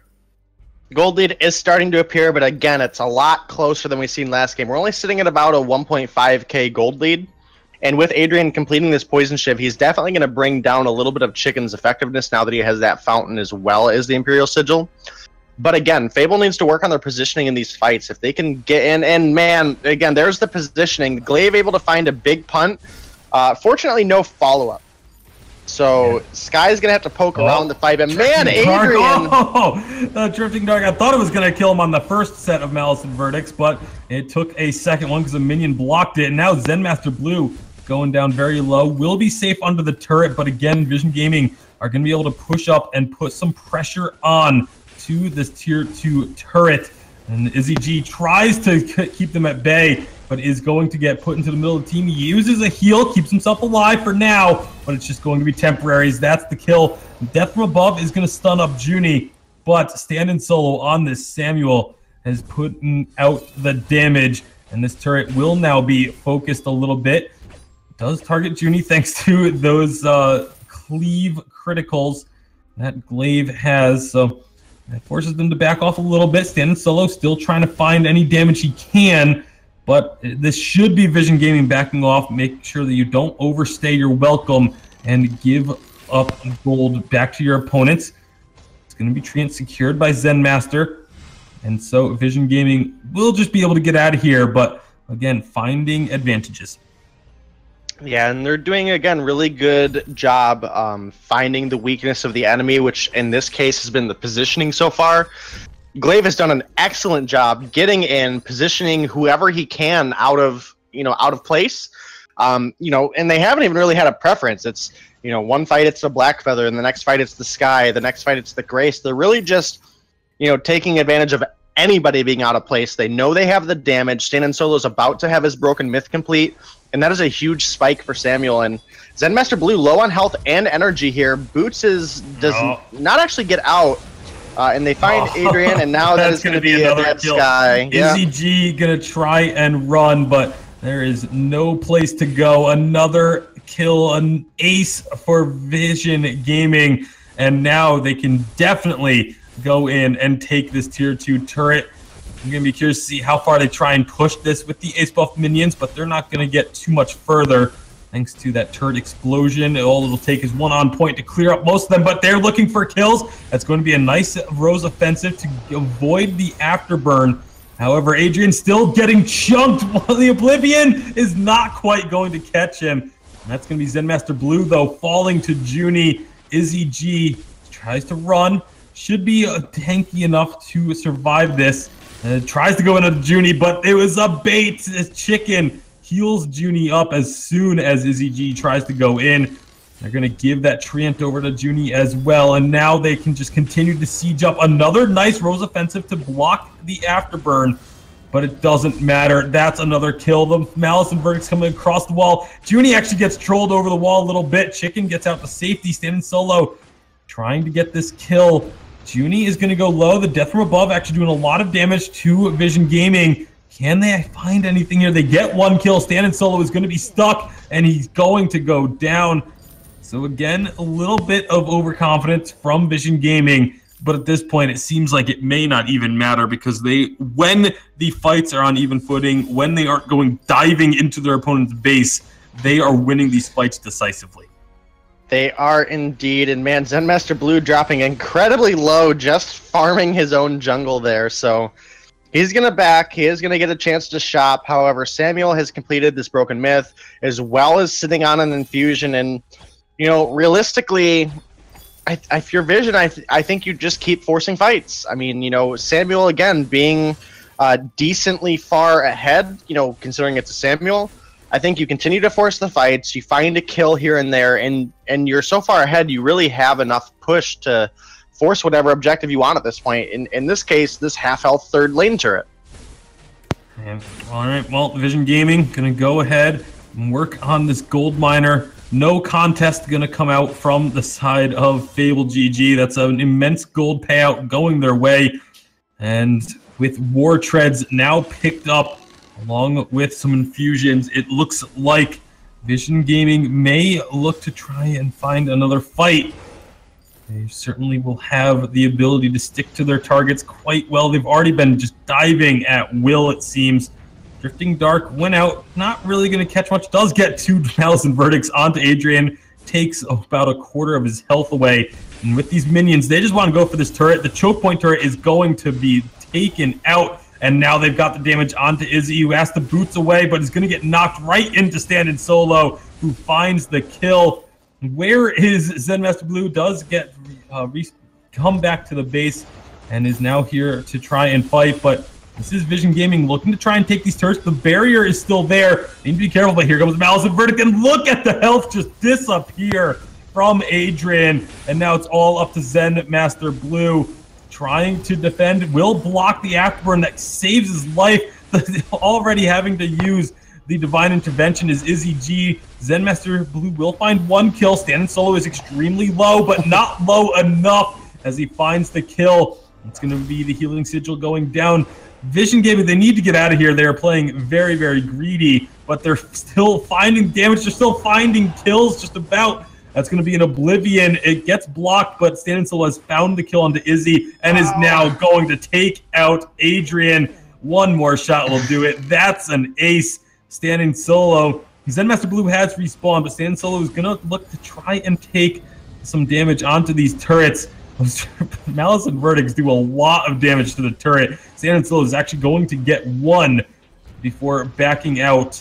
And my goodness, Vision Gaming, I mean, it looks like overstays, but they're still finding kills. It is absolutely ridiculous how much of a lead they have. It is, and you know, again, Fable has done a good job staying into better shape this game, but I think Vision really took a lot of positional advantage away from one fight, got turrets pushed down early, and again, the build on this glaive is just incredibly cheap. So he was able to have his 3 offensive items early, and they've really just walked away with the fights ever since.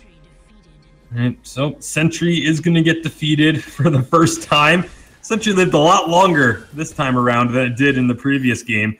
But Vision Gaming looking to very likely going to be thinking about pushing in to try and end here. If they can find these fights, it's going to be tough because, you know, obviously Fable GG has their healing platform right behind them. But there's going to be a big engage.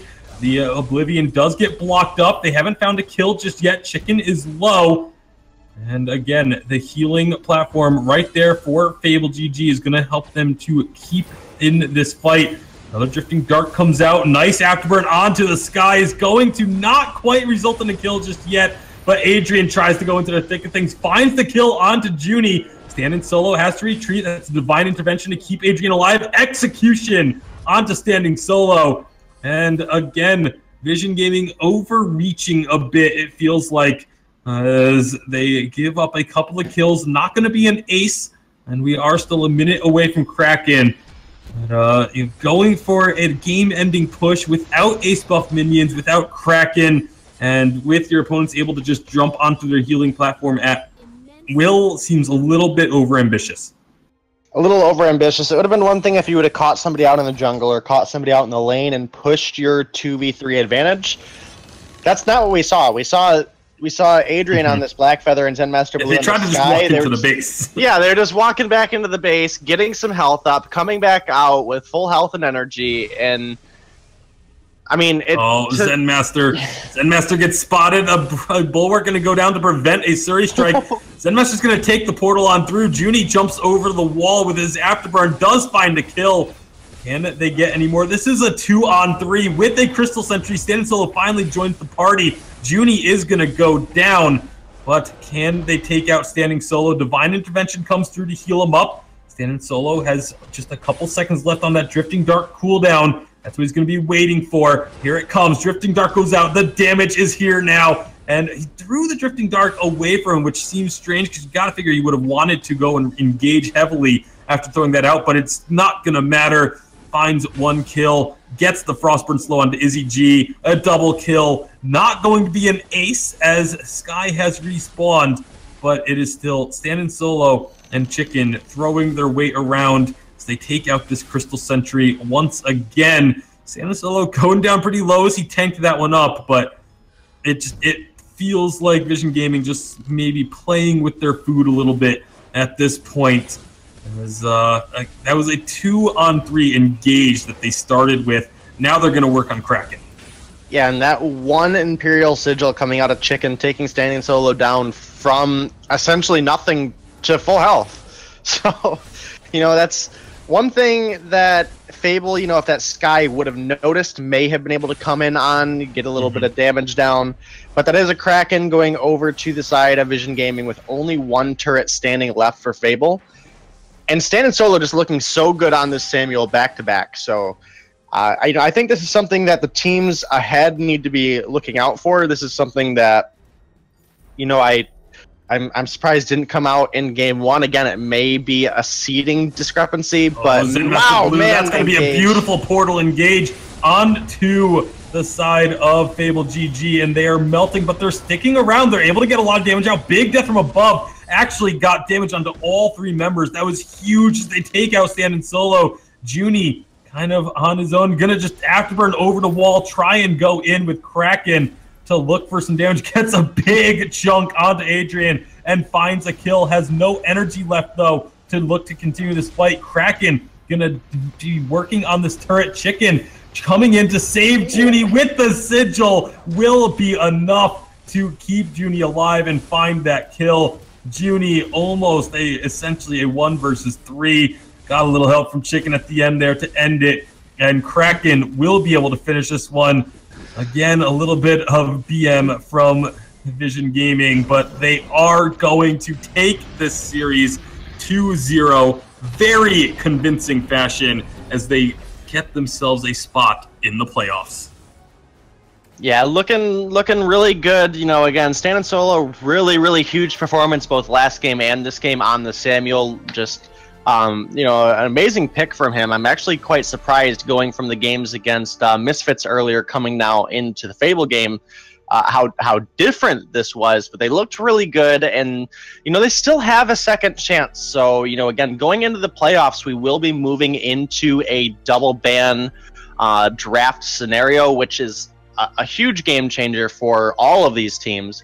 It gives teams like Immortals a little bit of I guess less comfort in the draft. You can potentially get D'Enzio or T-Tigers off of one of these comfort picks.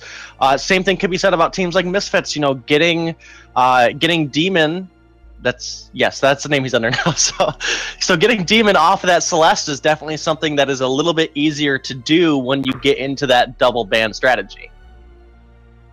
Yeah, I think that you're absolutely right, Day. It's really going to open up. It's going to really separate, I think, what we talked about in the past, as you got the boys and the men. You got these really dominant teams who have been playing the double ban draft for so long that actually coming down to the single ban draft puts them at a little bit of disadvantage. It doesn't even the playing field for all these teams, but it is, when we go to week number 3, going to really up the odds, up the stakes as well for a lot of these teams. But no doubt about it, Vision Gaming, they make it to the playoffs. Misfits made it to the playoffs. We are waiting for the results of Intensity versus Infinity Rebirth, but Intensity looks poised to make it to the playoffs as well, and of course Immortal. So that's Group A as we start to conclude here and start to round out those top 4 teams from this side of the group. Of course, tomorrow, guys, we'll be coming back with more action as we got Group number B to be able to get ready, and there's a lot more teams on that side of the group. There's a lot of exciting, I know I said Group number B, unbelievable. There's a lot of exciting teams in Group B. We'll absolutely be addressing those tomorrow, getting into the matchups and how it's all going to play out. But with that, guys, we're done with our broadcast for tonight. Thanks everyone for coming out and watching. One last final note, we want to thank VG Pro for powering our stats tonight. I don't know if you guys noticed, but we are able to pull right from the API thanks to VG Pro, so big shout out to the team over there to make this all happen. So with that, guys, that's all I got. Day, Tasty, thanks for joining me again. As always, thanks for having me. You guys have a good rest of your night. Thanks. All right, guys. Well, with that, we'll see you guys tomorrow as we get Group number B underway. Good night.